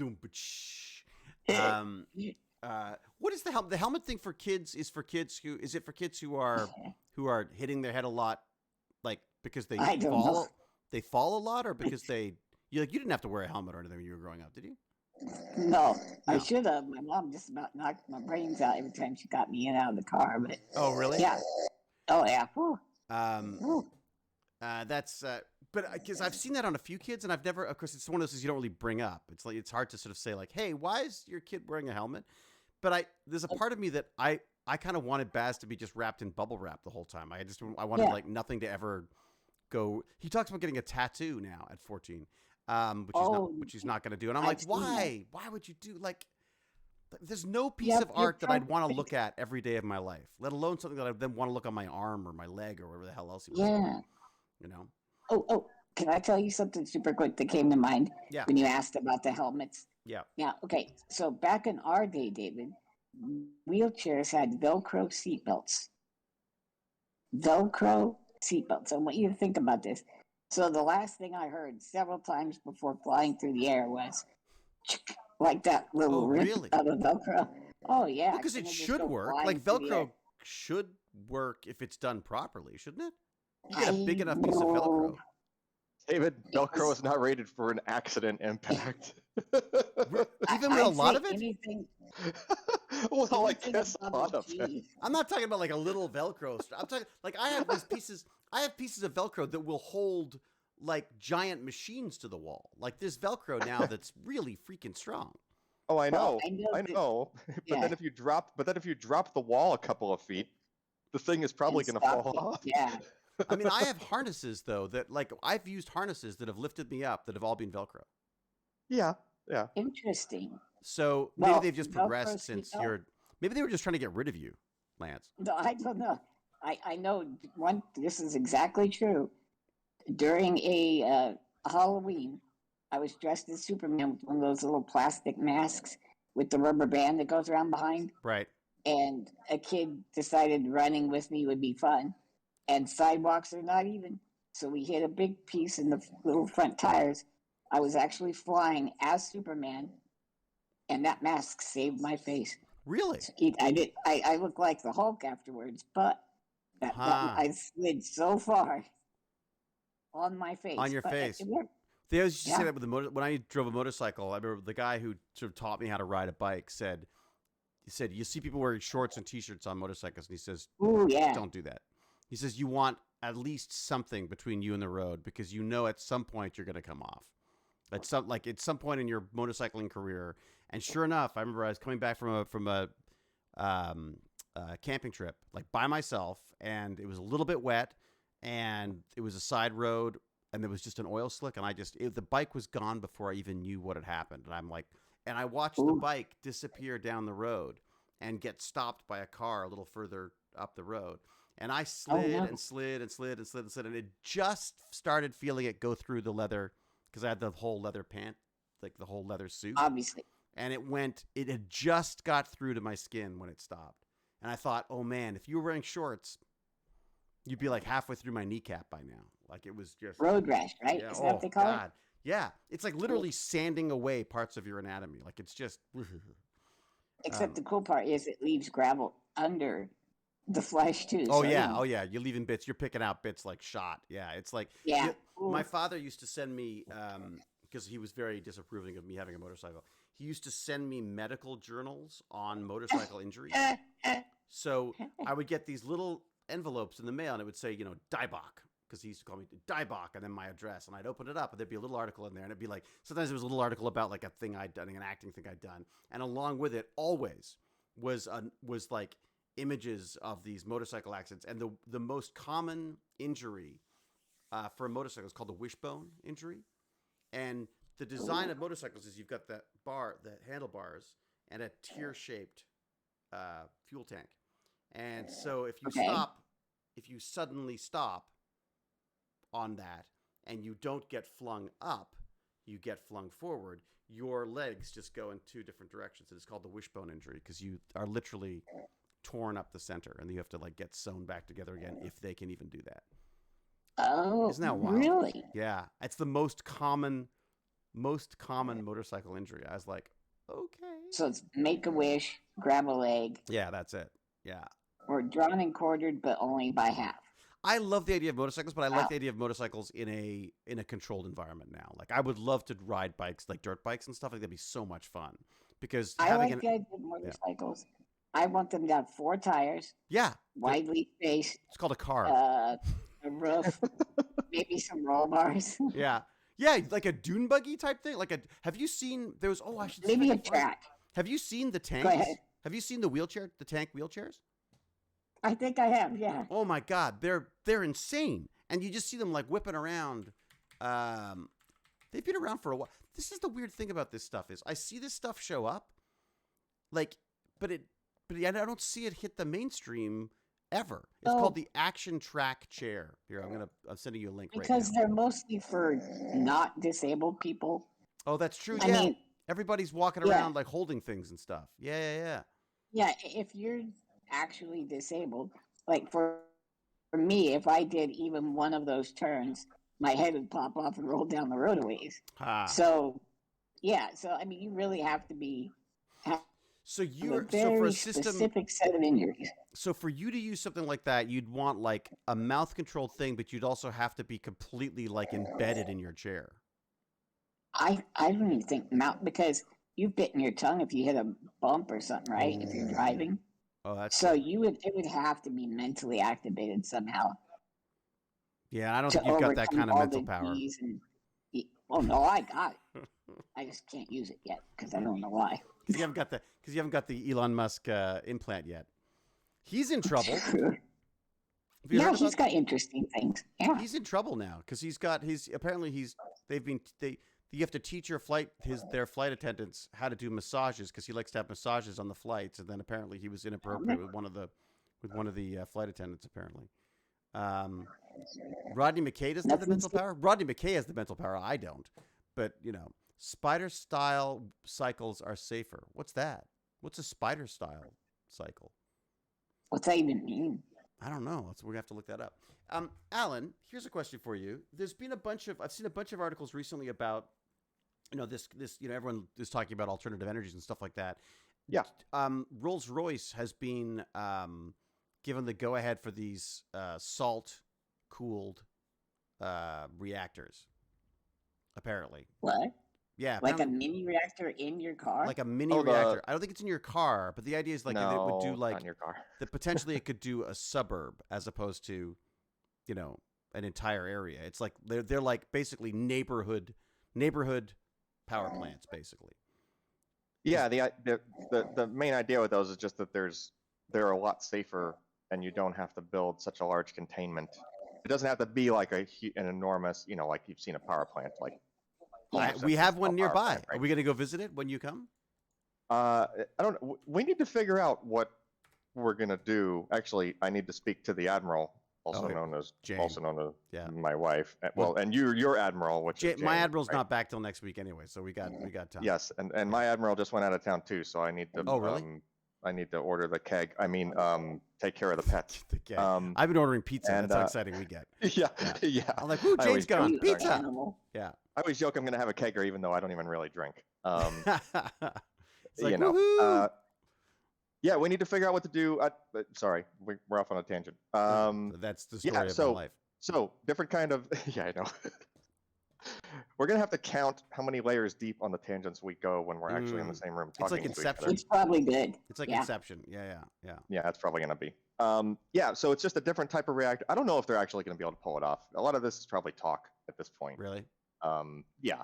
It just feels like it would be great to not be burning old dinosaurs, or dinosaur forests Right. Yeah. Here's a I mean, question for I mean, Alan. a friend of mine is about to put solar on his house. Like, there's Yeah. so many easier. Yeah. There's been a few talks on this, and like, yeah, there's a lot of people that'll go, oh, but solar and renewables can't completely replace everything, and oh, it's bad for the grid what if it's too cloudy and then the other stuff can't keep up, or I don't know, man. Like, it just seems. I feel like we could work it. I mean, I'm sure at some point someone was like, wait a second, you want to control that explosion and have it drive a car? Yeah. Gasoline. Like, I'm sure there was some of that. Fire? Yeah, I'm sure there was some of that, back in the day, You wanna or shave now. your head, yeah. Well, Let's not actually, get crazy. it's way up on the shelf. But like, again, yeah, like about the electric car thing, right? Like, back when I was in high school of all places, or actually even junior high, like, I was like, remember the RC cars back then was like a kind of a big deal. It's like, oh, look at how fast that thing is, and there's just a battery in there, and it was. They had little ride-on ones as well that were using basically car batteries, like slightly smaller. Oh yeah, car batteries. they were using lead acid car batteries. Yeah. Yeah, and rechargeable. Yeah. You had one? Well, Yeah, I would use a little crutch to push the little foot pedals when I was like 2, something like that. give me If what that's what you're talking about. what powers your wheelchair? What type of battery? Is it lead acid still? Oh no, they're gel cell. Gel cell. What is mine? I don't even know what mine Well, that's still a form of lead acid, but it Yeah, it handles deep discharges better. correct. It's a deep cycling, I right? don't know Yeah, what mine's. yeah, Mine's, deep cycling. mine's a deep cycling as well. I can't really see. I wanted to ask Alan what is the salt portion that David was talking about? Salt, nuclear. Is salt So- just an acronym? It's like I'm not sure exactly which one David saw the article on, but like Salt there's core. ways. What was the fuel in like molten fuel? Was molten. it that one? It's molten salt. Yeah, molten salt reactors. Okay. Okay, So you use They've been reaction around with forever. salt. yeah, so the idea there is that you basically have a slurry of the uranium and a salt, but when you think salt, don't think like salt Right, water or any of that. Think that if you make a solid hot enough, it becomes a liquid. There's some seriously Right. impressive snoring going on. Gimpy G. It is very impressive. It's What? Yeah, I don't know what that's. Perhaps I have an allergy. yeah. Are we boring you? There's so the molten Little salt bout of reactor. narcolepsy. Yeah, the poor guy. I mean, he's looking after Lance all night, so it's no surprise he needs some sleep. So he falls asleep. Yeah. Yeah. There's a neat little article about it here. I don't know whether it's. I don't know. I mean, again, there's some neat pictures. There's basically Okay, what's wait. going on. Let me see. So this one's different. There was a different type of plant that I've been conflating that with. So there are other kind of plants where you can actually have the uranium fuel like as a liquidy kind of thing. But put that to the side. This is separate. No, this is definitely separate. This is regular. This is like a regular reactor that would normally have like that coolant loop, like I was talking about. in Lance, it. Lance, I'm gonna hit it. I'm gonna mute you for a second. Is that all right? Oh, he's got it. He's got it already. All right. I feel bad because I know he doesn't have any choice in this. He's like they're all living in this in a house. He doesn't have an ability to get away from it. But yeah. Yeah. So just a regular molten salt reactor is just replace the water with literal very hot salt. Right. And the so salt is just for some reason salt is a good thing for dissipating the heat. Is that it, or keeping it cool? Not dissipating it. It holds it well. Huh. But then It's, what's cooling that then? It goes through a heat exchanger. Oh, I see. So so basically it's like this, like any system, it's just being used to it just heats up, it cools down, heats up, cools down. Yeah, it goes through a steam generator, except it's not really hot water inside the tubes that are boiling off, lower pressure water into steam. That's what normally happens in a regular steam generator. It just replaces the water inside the tubes with molten salt inside the tubes. And the advantage being that molten salt is not going to suddenly sort of off gas or in the same way that like water might or whatever. I don't think it's that. It's just okay. So think about this. Have you ever seen those solar plants where there's a ring or like concentric circles of mirrors all pointing up at a tower. Yeah. Where A lot of those, like focusing it like a laser. well, yeah, basically it's just focusing it at this tower in the middle, right? And then everything, and then that tower is like just glowing hot, right? Right. So that may very well have like a molten salt type substance in there To cool that. as well. Well, you're getting the salt hotter, right? And then you pump it down to something to pull some of the heat out. Obviously, you can't pull all the heat out because it's no longer liquid. Right. Anymore. Right. All of a sudden you got, hey, we just got like a chunk of salt. Yeah. Oh yeah, all of a sudden there's a chunk of salt. That's the kind of a pain in the butt with some of that stuff. Is that, But I guess the assumption being is if it gets that cold, you probably don't have a reaction going on anymore anyways, right? Is that the... Right. But it becomes painful trying to you have to have other things in place to make sure that you can start the thing back up, right? Like how do you start it up the first time? Right, of course. Right? Of course. Like it's chicken and the egg problem. If the heat's only happening over here, how do you get the whole thing hot? Right? How do you get the parts that are meant to be colder hot? Yeah. Right? You gotta bring the whole thing up to the liquid temperature of the salt to get it going, right? I'm gonna try to find the thing on the small modular reactors. That's it. That's what they're doing. So they've got some kind of a go ahead on this thing. These small modular reactors they're called, which sounds very general at this point. So probably the big advantage, I don't know if it's actually documented this way or that's what they're saying that the advantages are, but for a reactor plant, that primary loop, that's got to be like a couple of 1,000 pounds per square inch. Oh, goodness. Of pressure, right? Because remember I said that water does not boil, right? Right. So in order to make it so that water does not boil, the pressure has to be immense, right? Whereas a molten salt reactor, I don't think there's any pressure in the loop. Right, because it wouldn't need to be. Molten salt, right? Right. So instead of, so where you see, where you hear these things of, oh my goodness, the reactor, or like Chernobyl literally blew its lid off through the building, sort of flinging chunks of radioactive material into the air. It just flew everything out of there. Well, that was because of pressure, right? Whereas if you had a molten salt plant, if it overheated, I don't think the pressure would really go crazy like that. I don't know what temperature salt goes more than just liquid. It would probably be really vapor. Like salt vapor. God, I don't even know how that. I can't even conceive of that. Right. So I would imagine that sort of plays into why they, why they're using salt as opposed to why they think that's a good. Yeah, like if you had a leak, right? If it was a regular like liquid cold reactor and you had some sort of a split in a pipe or something, right? That's a very fast coolant leak, right? Because you have all this pressure behind the water, and it's so hot that if you drop it down to at regular pressure, like we're sitting in right now, all of it wants to boil off immediately. Right? Just think about that. You have this whole section of like water that's sitting at like 500-600 degrees. Right. Just dying to vaporize. Yeah. Yeah. So as soon as you rupture the system, that's it. It's vapor. It's gone. Right. And by the way, that was the stuff that was responsible for cooling off the uranium before. Right. So it's all gone. Why on earth that's did they bad, go? Right? I guess because water's abundant and cheap, and the system, I guess, is cheaper to do that way than trying to get salt. And as you say, because salt. Well, salt has other issues, right? Salt is not the best for metal.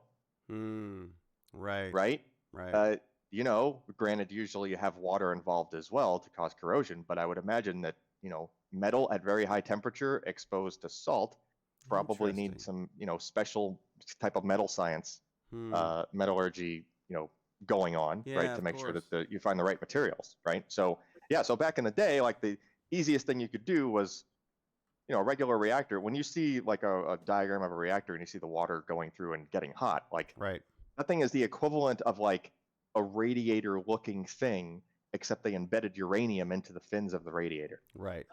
That's basically what the fuel cells look like. Right. Right. And so they just make it so what's the easiest way to get the heat out of this thing that happens to be getting hot all by itself? Right. And that would just slosh water around it and get it. Just to get as much water past it as quickly as you can, right? And water really thin, like it flows very well, right? That's just the easiest way that, path of least resistance, right? You're trying to make a system to do that. But at the same time, now it's water, it wants to boil, you have to make it so it doesn't. So now you have to, add these other contingencies like making it a very high pressure system. I wonder if right? I wonder if the fact that it was water and water was being used for the steam. I wonder if there's some kind of a connection there too. Maybe there's some way of reusing the water or something, or when they were first creating them. I'm just wondering why they were using that as a coolant, as opposed to why didn't they think of something that was a little bit less, volatile, I guess, or having to be under such pressure. Why did they use heavy water too? They don't use heavy water. Isn't heavy water the result? Okay. Only briefly.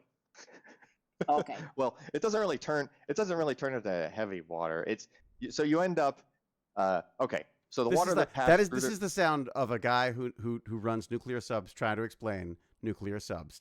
Well, it's like, okay, no, listen, it's not heavy water. No, it's not, because it doesn't work that way. So what happens is, if you pass water through, the term is just neutron flux. So you have like a reactor, and there's a bunch of neutrons flying around in there, right? So anything you put in there, water, the metal itself that's already in there, whatever's in there, right?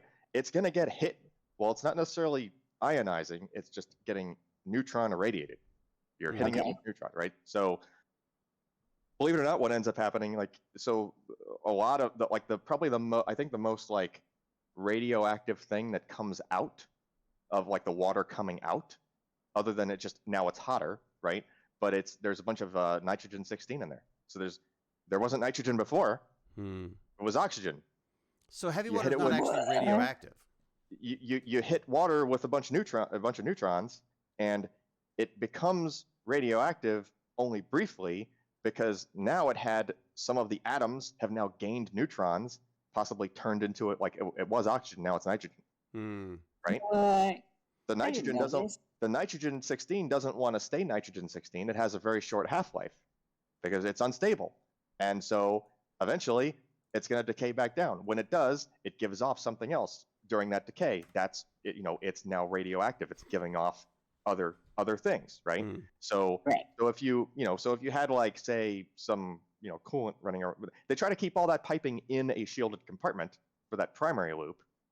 And if primary you actually loop being the one that's the closest to the reactor loop that's connected to the steam generators, right? Right.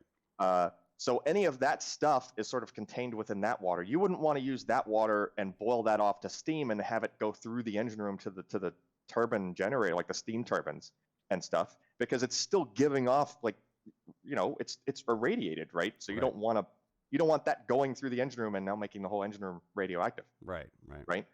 And again, it's steam, and like I said earlier, steam likes to leak a little bit out of, like, you can't make a completely perfectly sealed system with valves and stuff, like the seals for the valves will leak a little bit. Like, you don't want nitrogen 16s just like floating around in the engine room and then you breathe them in and then they decay. Right. That's bad, right? So you keep all that stuff in a sealed thing, and then that's the whole reason for having a 2-loop system, is so all the sort of radioactive-ish kind of things, even if they're temporarily radioactive, right? Aren't coming into contact with anything else. Yeah, they have to, they're not going to do enough damage in the steam generator to cause the steam to also be radioactive. It's far enough away from the reactor it's just water in, water out, basically, right? What do they do with that waste, though? Like, what do they do with that? I mean, is that part of the radioactive waste then? The What do you mean? I mean, is there anything other than the actual, like, spent uranium or whatever they use for was it plutonium? What was it? It all stays okay. So ideally, well, for a submarine reactor, you don't do the same thing as a regular power plant. Regular power plants are changing out their fuel cells, right? Whereas the subs are continuously built to work like a you build whatever battery. You built in. It's in a sealed vessel. It's not meant to be opened for like 20, 30 years. Right. So they designed it in such a way that it's able to sort of wear through all of the fuel. It's in like a an controlled Apple. way. It's like it's the battery's built in, and you're done. It's kind of like that, right? So they do that, but as far as waste, I mean, any of the waste products are maintained within the fuel cells. Like when they take those fuel cells out after the 20 or 30 years, like all of the waste it's still just there. In there, right? Okay, all right. Yeah, like and then that would get buried in like a cement coffin within a cement lead coffin or whatever the hell they put it in. You can even see them on Google Earth. Oh, really?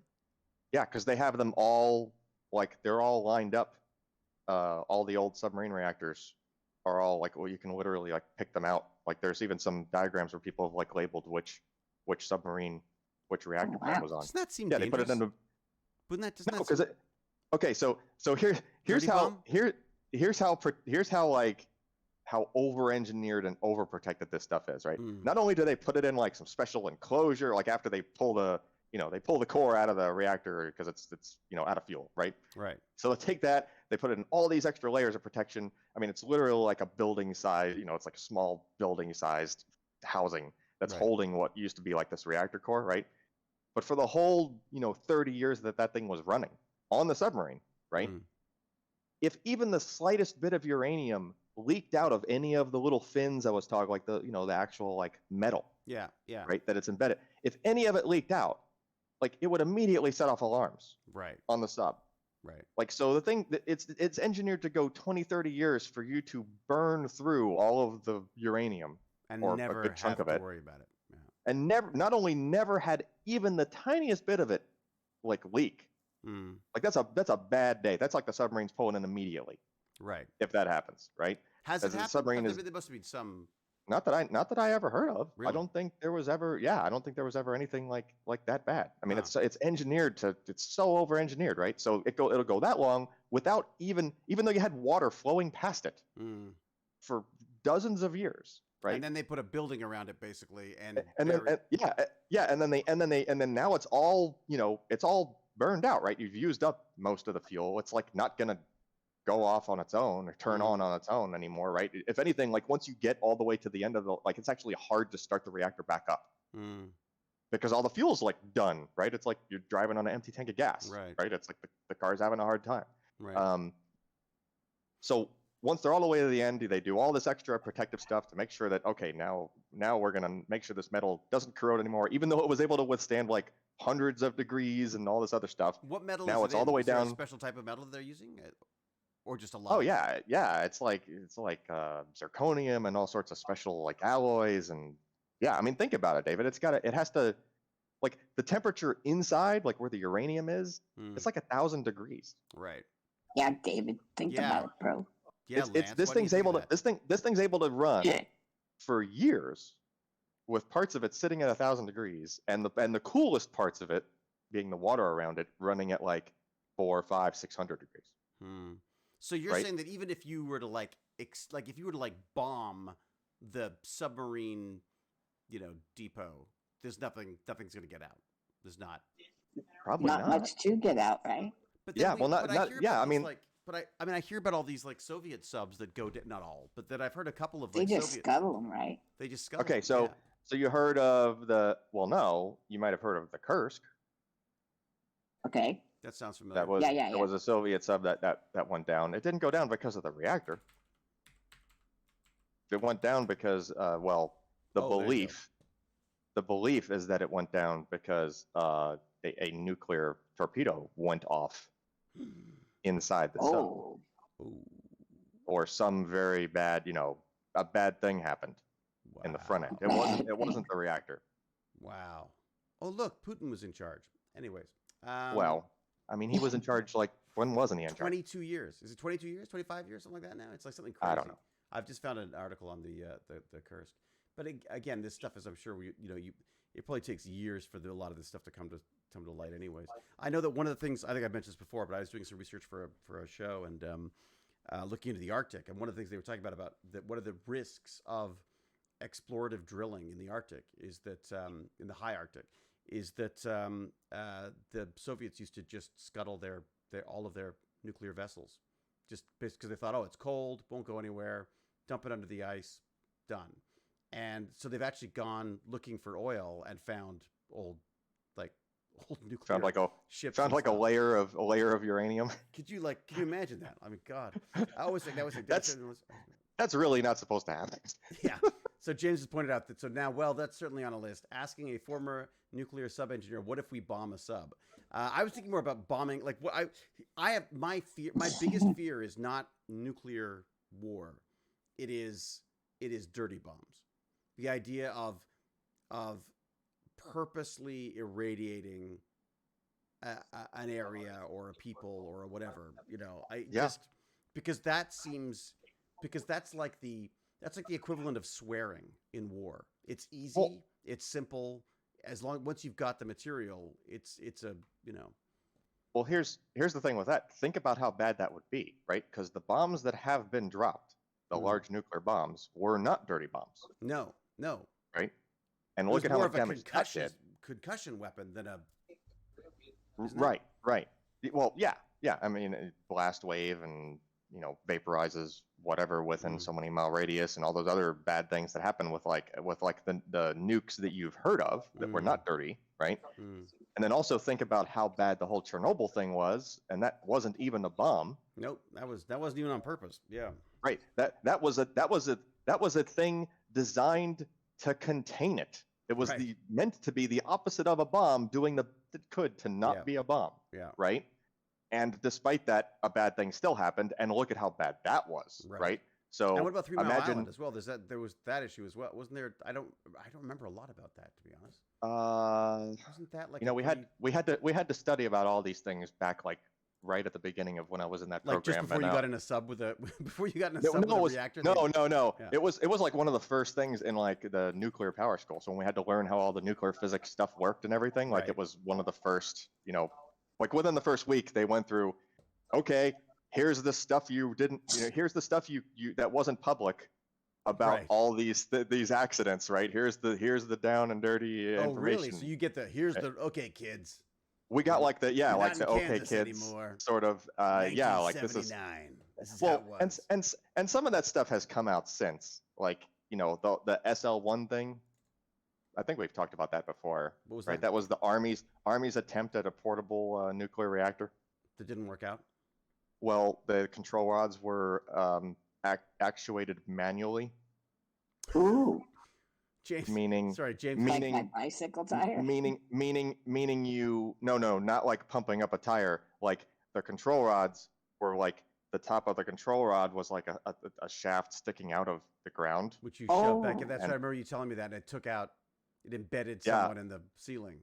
Yeah, because there was a guy crouched over one of the control rods, and it was only supposed to lift it a very small amount, and he lifted it way more than he needed to, and Which is all exactly what I would do in that situation. Just so you know. Well, Yeah. I hope not. Yeah, because it turned into a projectile driven by steam that was created when there wasn't supposed to be steam, and yeah. Oh, James other- Argurdy other is saying, bad "Can things we happen. cool it on the bomb talk?" Because he's trying to get his green card.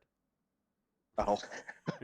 He's been on a subversive website. Hey James, are you free to talk about phages too? I'd love to finish up our phage chat too. Just because I did promise phages in here. Now I got to change the Oh, yeah. title to freaking submarines Phages. again. I'm not having. Phages. We're gonna have to phages. talk about plastic munching mushrooms and enzymes later because that'll be another day because that's a There's that's a fun one. there was a reason that we didn't clean the potable water tanks too well on the submarine, and it has to do with phages. Really? Oh, so you and didn't other- want to stir them up, huh? Well, no, we wanted to leave the layer of algae that was on the Right. inside of the tank because it kind of helped with the water. It tasted Oh. better. Well, put it this way: if we had just done like whatever the periodic maintenance was to clean the tanks completely, the water tasted like absolute garbage. Really? Like it tasted like you were eating the tank.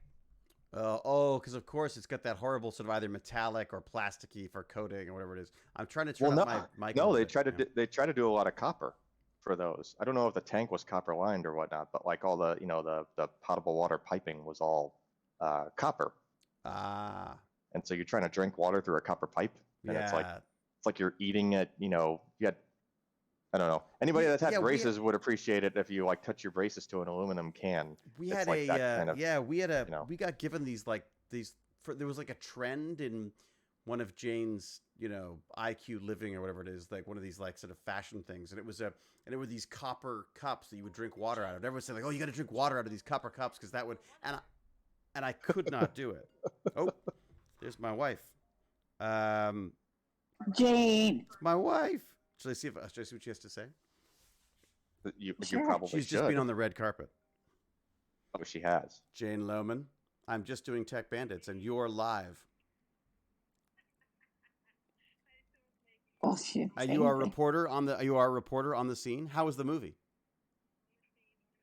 Was it her movie? I hope Spectacular. it was fantastic.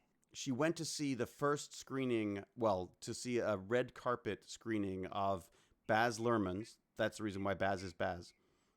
Okay. At Cannes. So yeah. So yesterday she was scuba diving. Today she's at a red carpet gala. She's basically a Bond woman, a James Bond. Wow. She's like out of a Bond movie. Yeah. She sure has a lot. Is there anything I can help you with, or can I call you back later, or what's? Or she can't call her husband just because she loves him. Gee whiz.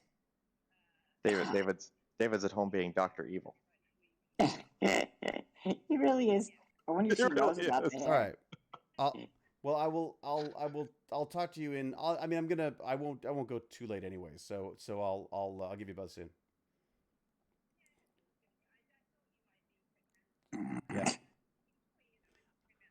So, All right. Alan, how I about, got it. how about those I'll run. I love Dodgers? you. Okay. Bye-bye. Well done. All right, I'm back.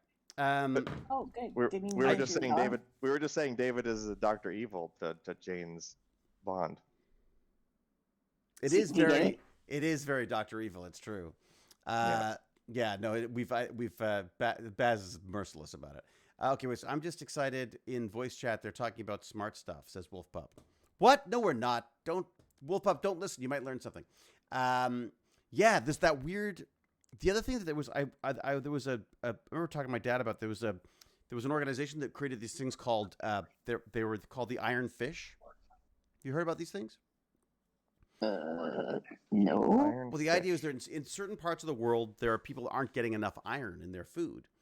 And so basically the answer to this was that you would take a lump of iron and put it in your cooking pot with your rice or whatever. And that would get people, and they just couldn't get people to do it. And I'm like, really? There's a surprise. So they just couldn't get people to do it. So what they did was they did a study on religious beliefs and good luck charms. Anyways, they discovered that the symbol of the fish was a very make it look like a Jesus fish. You make it look like a Jesus fish. And then they were throwing that in their soup any chance they could get. And then I talked to my dad about it. He said yes, but wouldn't it be better just to get them the iron they need as opposed to You mean like in a vitamin? Yeah. Well, he was saying like why don't what's it called? Is it called orange rice or yellow rice or whatever it's called? Golden rice? Yeah, like an iron-rich food. Like food or that's been genetically or spinach. But again, in some of these places, you just don't have access to this, right? Because the amount of water required for spinach is prohibitive in some areas. So, David, the Discord frame size changed. Because I joined the call. Oh, James Gurney has entered the building. James? Don't feel like obligated to be here. Oh, no. I just thought it would be great if to get it for me to get it right as opposed to just make stuff up about babies. That's fine. I'll just jump in and go. Well, actually, every time. Yeah, exactly. Which is exactly what Alan's done, by the way. Just as a clarification, golden rice wasn't about iron; it was about vitamin A. Ah, that's right. I knew it was something. I knew they were fixing something. And James just actually do you again. There you go. See, no, we're used to that. That's why any chance we get to mock him when he's not around, we do. Like that's basically. Hey, David, did you hear him say vitamin? Yeah. See, there you go. Oh, See? James. I told you.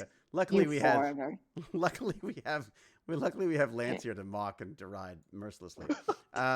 So, all right. So James, what do you want to know about nuclear subs? What?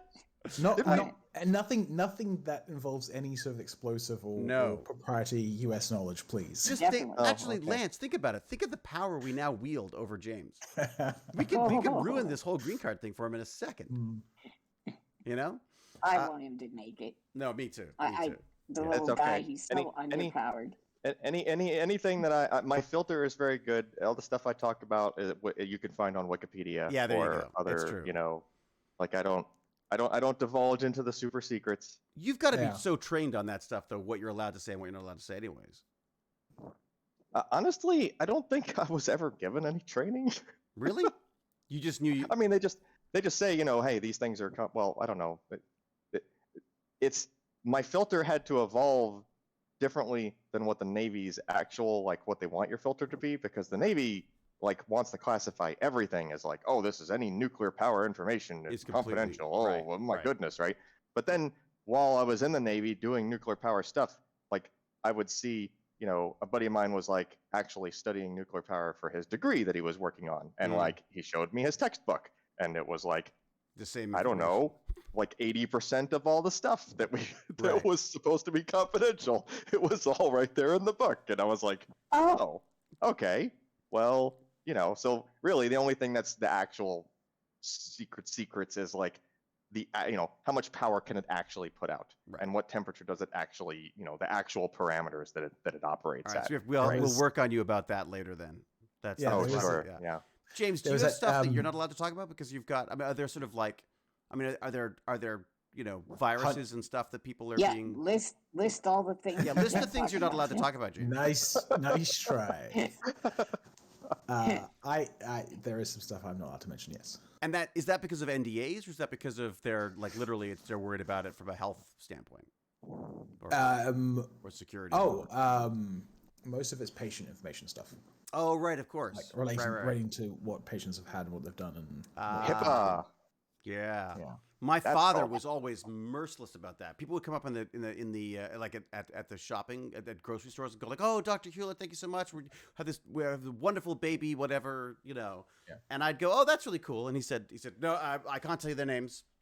I was like, "Well, they just came up and said hi." James, I feel your pain on the HIPAA training. Yeah. Because when I was in the Navy doing computer network defense, I had to go to HIPAA training because we had to also defend the Navy networks that were like the medical computers. Yeah.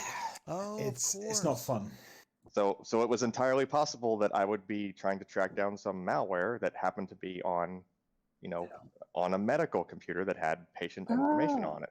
When you talk about HIPAA, you talk about the Hippocratic Oath stuff, or is that where it's based on, the HIPAA thing? Well, yeah, but it's HIPAA's like they just call it like HIPAA training if you're going to training on how, you know, this is the kind of information that is patient information that you're not allowed to share if you do happen to come across it, things like that. Right? Yeah, it's basically anyone who deals with healthcare. It's something like health integrity, insurance, protection, accountability act. It's something like that. It's an acronym, right? But it's basically. And the training is grueling. It's just it's just arduous. It's just dumb. It's one of those cases where, you know, every single like rule is written because someone screwed up. Yeah, right. It's one of those cases. Like, but isn't that the nature of all laws? Aren't laws just in effect because there's some idiot who has to be told? David, if you read a preparation H box very closely, it does say not to be taken orally. Yeah, true. There you go. Because somebody did it. Which explains David's thin lips. Yeah, that's why I have no lips. Exactly. Thank you. How do we get rid of? You know, now that we've got Lance in the chat, how do you get rid of him? All right, James. James, talk phage to me. Sure. Well, I mean, what you read that news article, right? I flicked through it. I had thought that I didn't realize that this was the great promise of phage, that phages would be the solution to these superbugs that everyone's freaking out about. Like, the news is always full of these. Oh my God, there's been a superbug outbreak at one of the hospitals and everyone's dying. And what do we do? I mean, people are still dying. So last good numbers we have are from, I think, I want to say 2019. Right. Just you know, it takes time to count these things, and it's something along the lines of 4 million people died of antimicrobial resistant infections. So, in that year.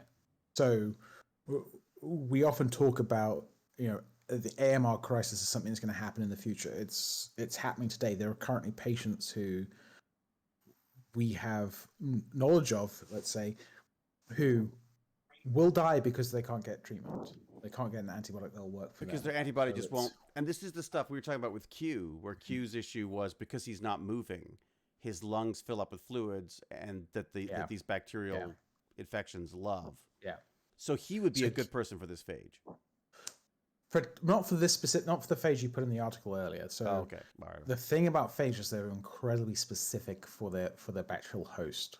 Right. And antibiotics, we call them either broad spectrum or narrow spectrum. the most narrow spectrum antibiotic is very broad compared to a normal phage. Most phage target a single bacterial like subspecies. So I work on a bacteria called Pseudomonas aeruginosa, which is what Q has. And the one in my lab and the one in the lab next door, even though we call them the exact same strain, are slightly different. So at that level, we'd expect a phage to still work on those two things. But if I go to the environment and find this exact same bacteria, it will be different enough that the phage might not work. And but the why nice do they thing have is, to as I be said so earlier, specific? Why, like, is that not the case with viruses in general? Then, for us, then I mean, they're not, because they seem a little bit more. They're jumping species and stuff. Yeah. I mean, you do virus get some and bacteria are different. Yeah. Oh yeah. You do get some phage that will jump species. It's very rare, but we have seen it. But a phage is a virus, is it not? Yeah, phage is a virus. It is. Okay. Phage It's just is a different name virus. for it's a virus that's specific to bacteria. Yeah, it's a bacteria eater, bacteriophage. Oh, Phage. Right. Okay. So, now, Lance, you've had lung issues with this stuff too, haven't you? I have had tons of lung stuff, and then since I'm not motile or whatever you want to call it, mobile. I have problems with bladder infections. I know TMI, but if you don't move, you don't slough the internal. The one layer of your bladder. And it's one of the issues with space travel as well, right? Is if you're not dealing with like our systems are designed to work on gravity and moving around. So without one or both of those things, it becomes problematic. That makes sense. But lung issues have not been as big a concern for you as they have been for Q. I had up until it's not a competition. I don't know. I got into my mid-20s, and then I don't know if I built up antibodies or what, but I haven't really gotten pneumonia since my mid-20s. Oh wow!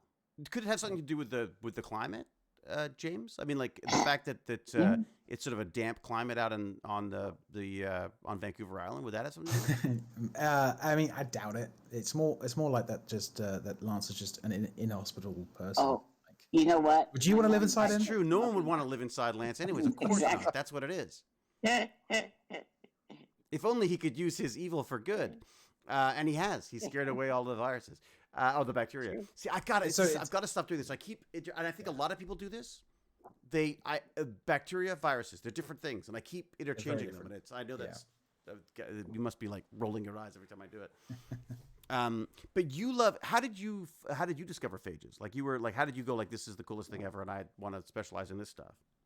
When I was about 6 or 7 years old, I remember I was coming back from after school club. My mom picked me up, and I was like, was the club the after school Super Geniuses club for evil doers? You know, it was evil ne'er do wells. Got it right. Yeah, 3 to 6. Yes, 3 to 6 year old evil geniuses. Please assign. Yeah. Right, no, time wise after school, you know.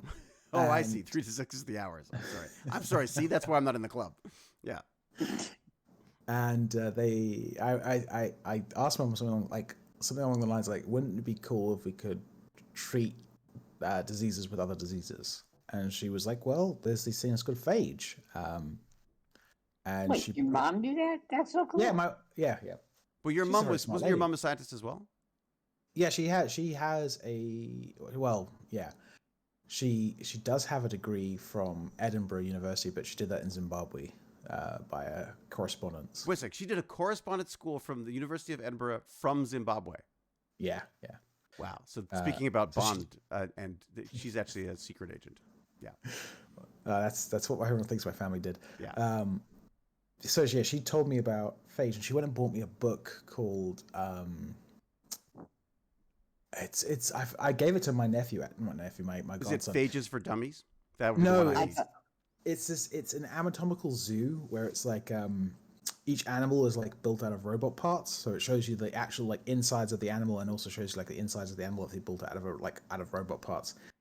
And at the back there was a bacteriophage, and I was like, she showed me this. I was like, oh, these things are amazing. And ever since then, like it was I just had it in the back of my mind. And when I did my PhD, I was working on microbiology. I wasn't working on phage. I was working on how bacteria communicate with each other, how they sort of work out who's in the environment, what they're doing. It's called quorum sensing.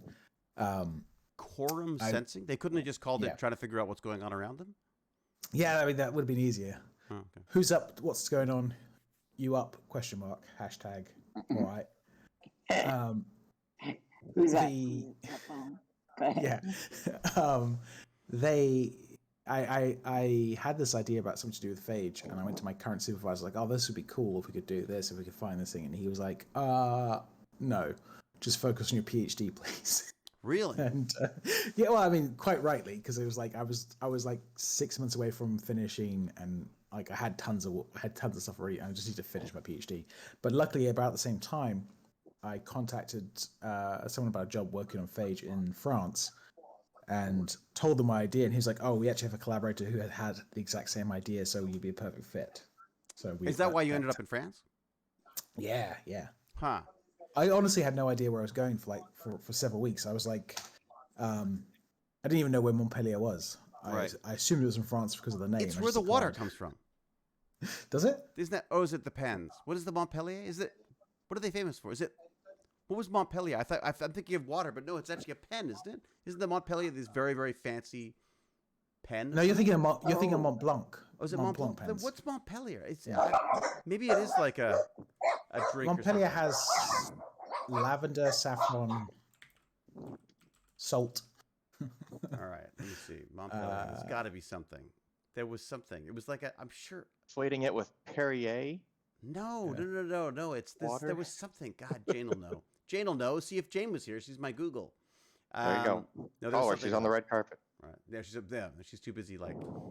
She's too busy watching a movie by the guy who's the reason why Baz is called Baz. What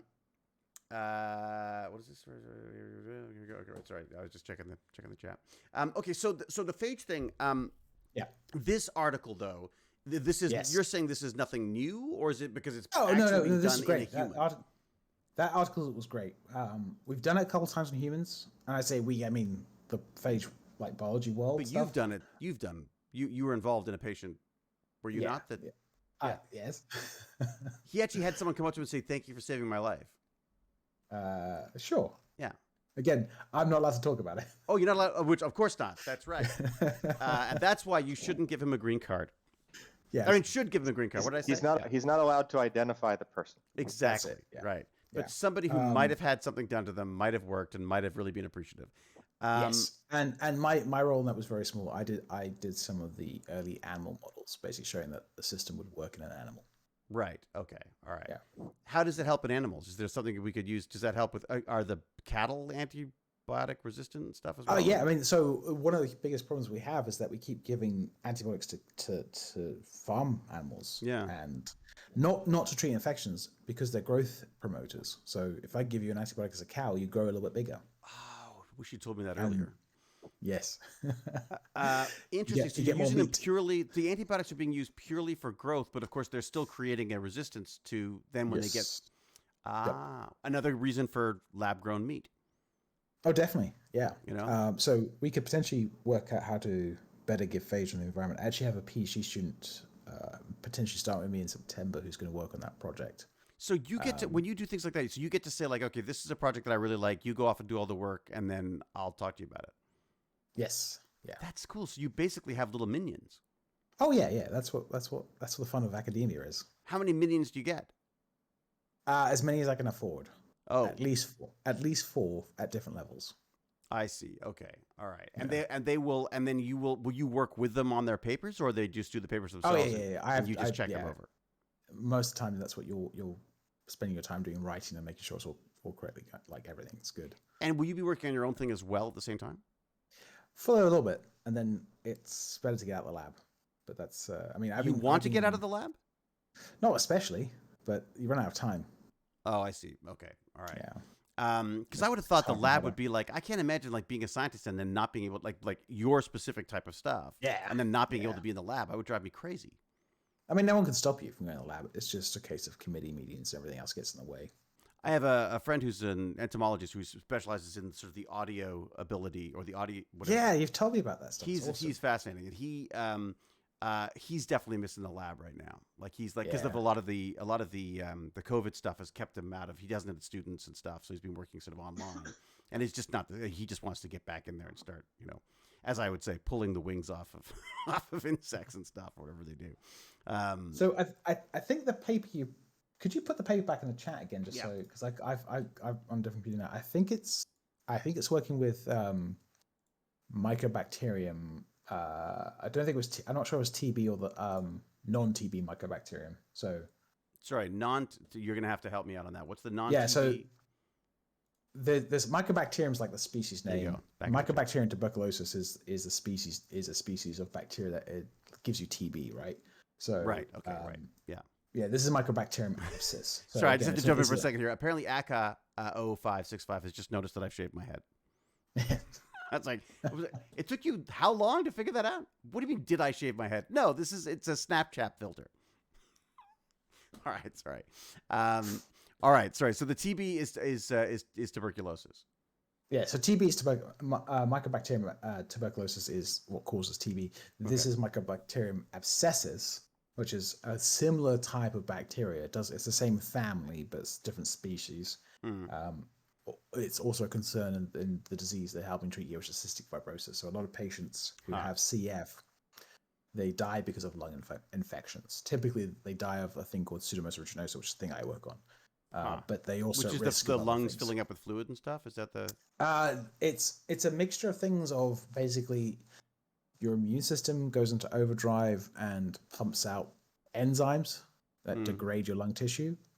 The bacteria become systemic and get into your blood and kill you that way. There's multiple routes to failure. It's not so much just fluid. It's that's what traps the bacteria in this to begin with. So your membranes on your cells have ion channels. They control how calcium gets like pumped across.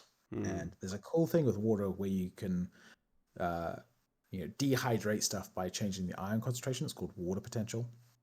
So if you put pure water on a potato, it will probably the water will this is why having some salt in your water is really important, because if you have water that's too salty, it dehydrates you. The water actually goes into out of your body. Right. So it's the same sort of thing happens. This mucus gets dehydrated across your entire body. The biggest effects in your lungs, but it also happens in your pancreas, it happens in your intestines, it happens throughout the entire body.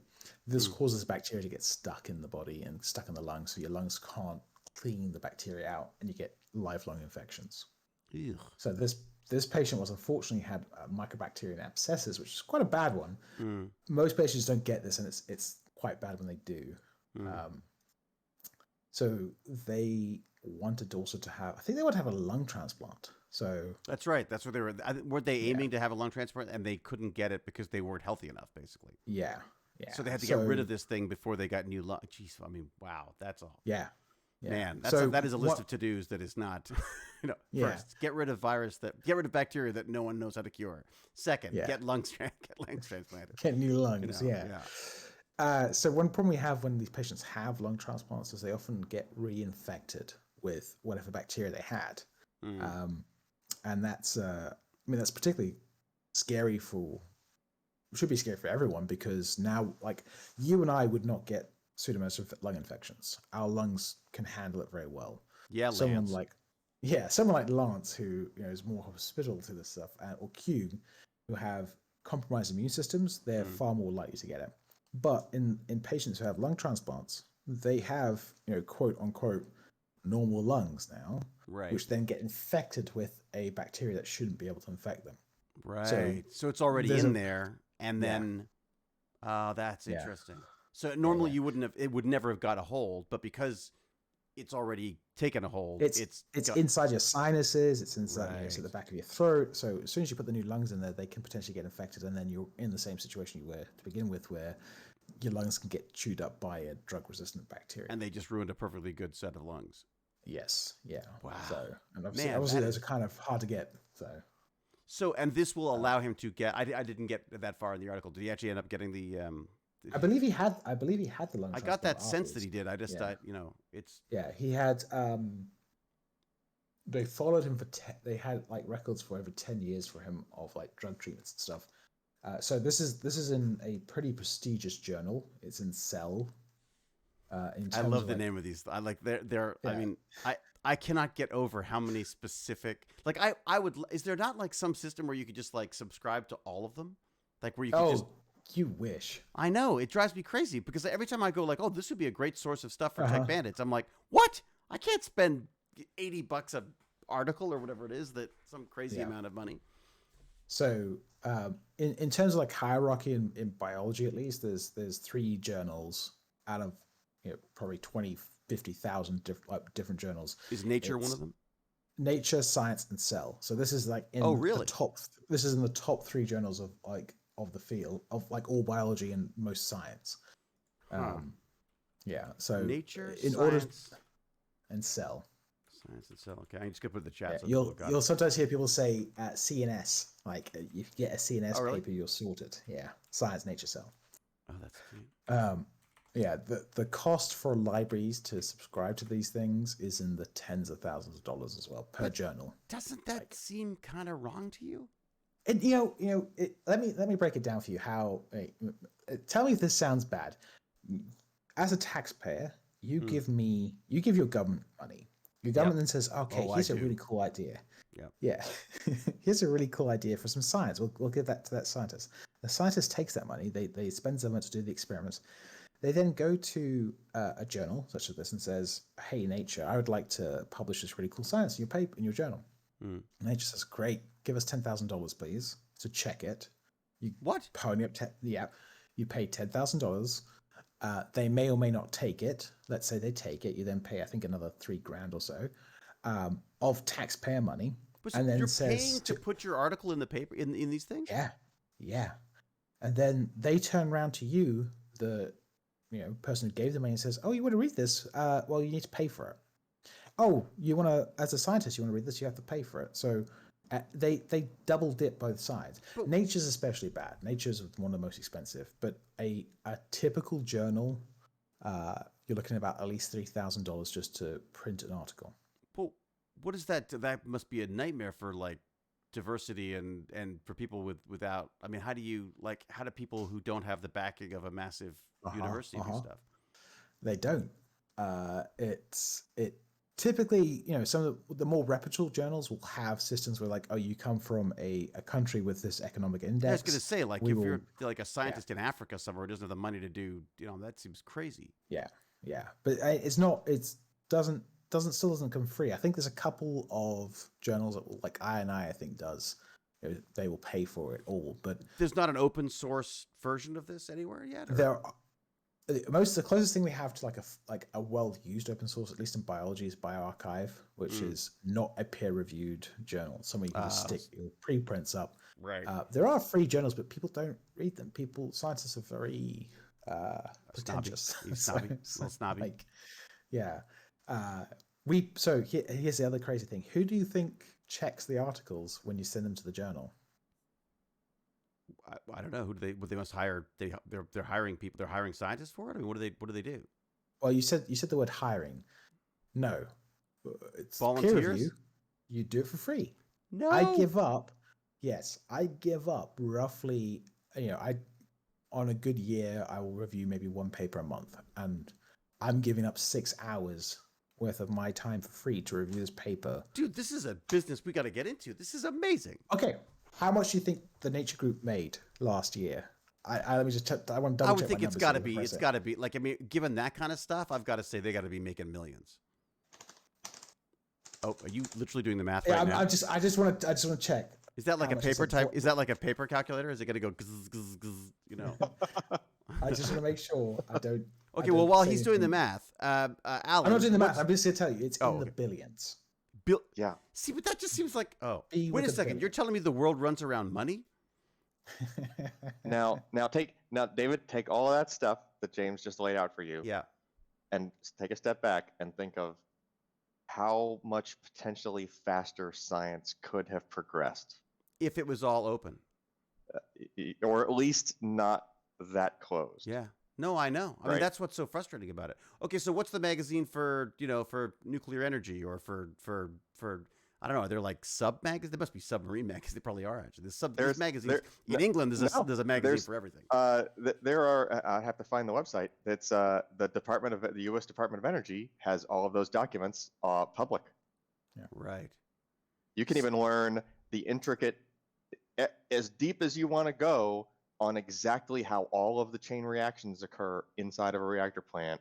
It's all in like Department of Energy public documents. They might be dated 1980, but it's not like physics has really changed that much since then.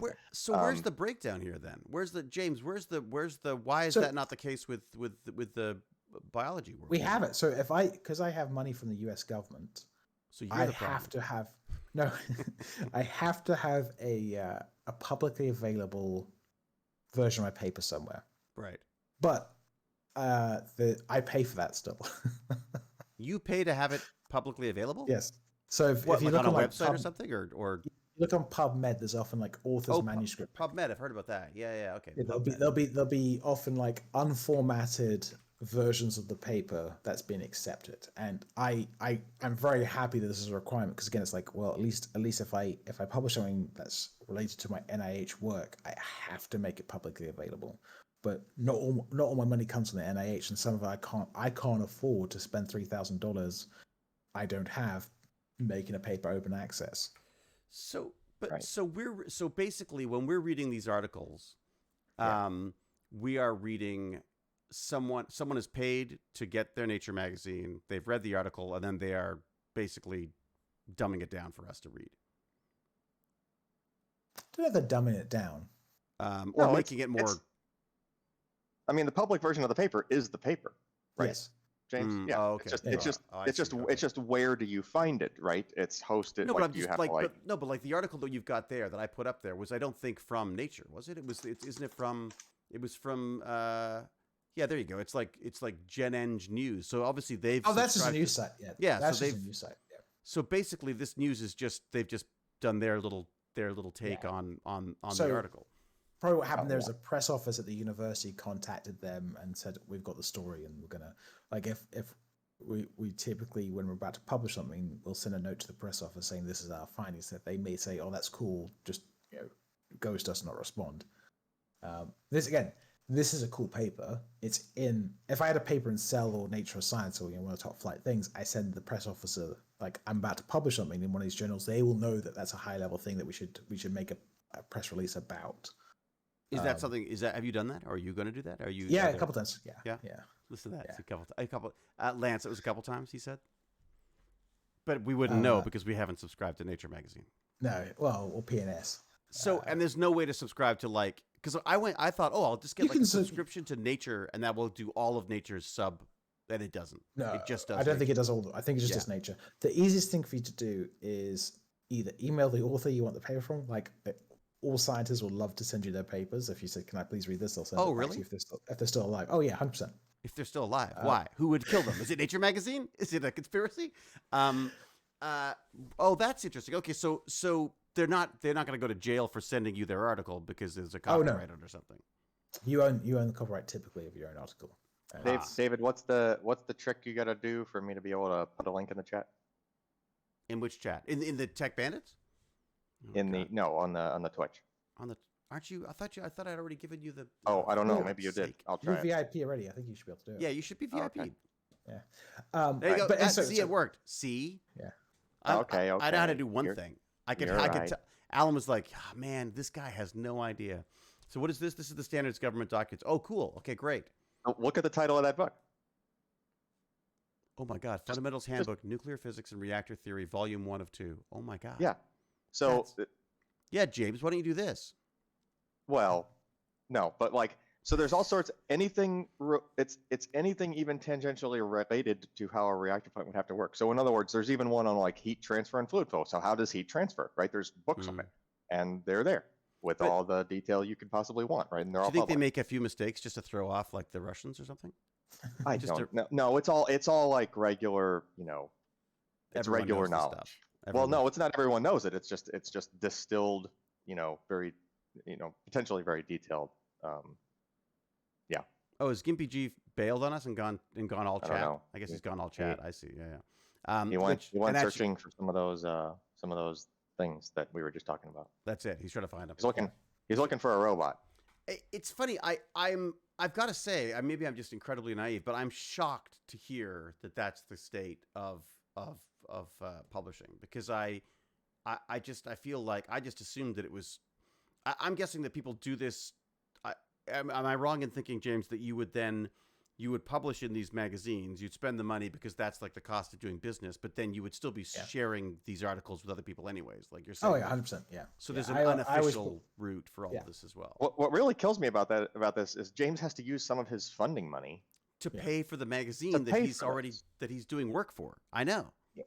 Right. Like that money probably better spent on doing more research or needed for staff or other, think about it, right? Like how much more effective could James have been if he didn't have to spend X amount of money on? This is why honestly, Joseph. It's a tiny amount of money in the grand scheme of things, or how much my science typically costs.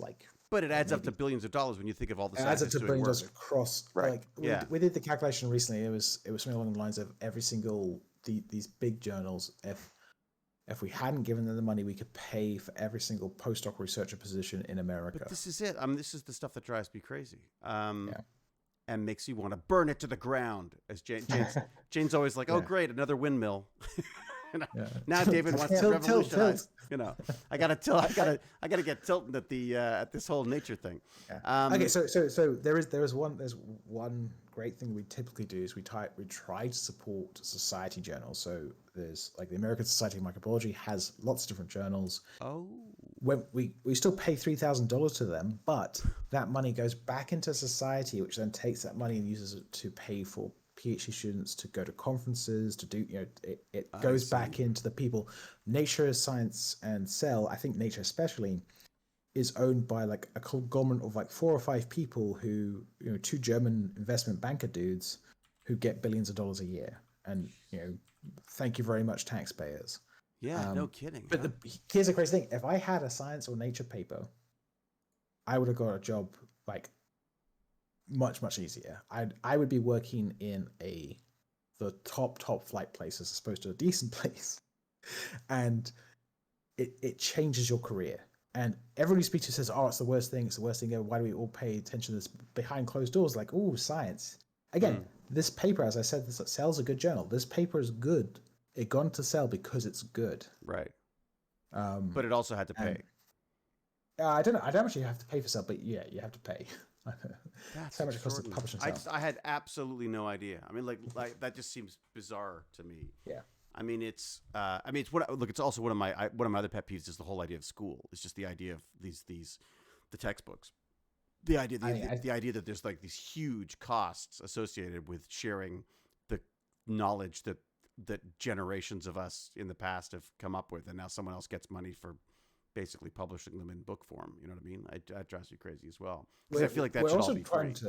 We're trying to make there is an open source biology, like microbiology textbook has been developed for the last 5 or 10 years. What, to replace by the molecular biology of the cell? That massive. Yeah, so we don't have to keep spending $120, $180 a year on that textbook, and our students don't have to buy it. So I'll get in trouble for this, I'm sure, but I have a PDF of the 5th edition or whatever it is.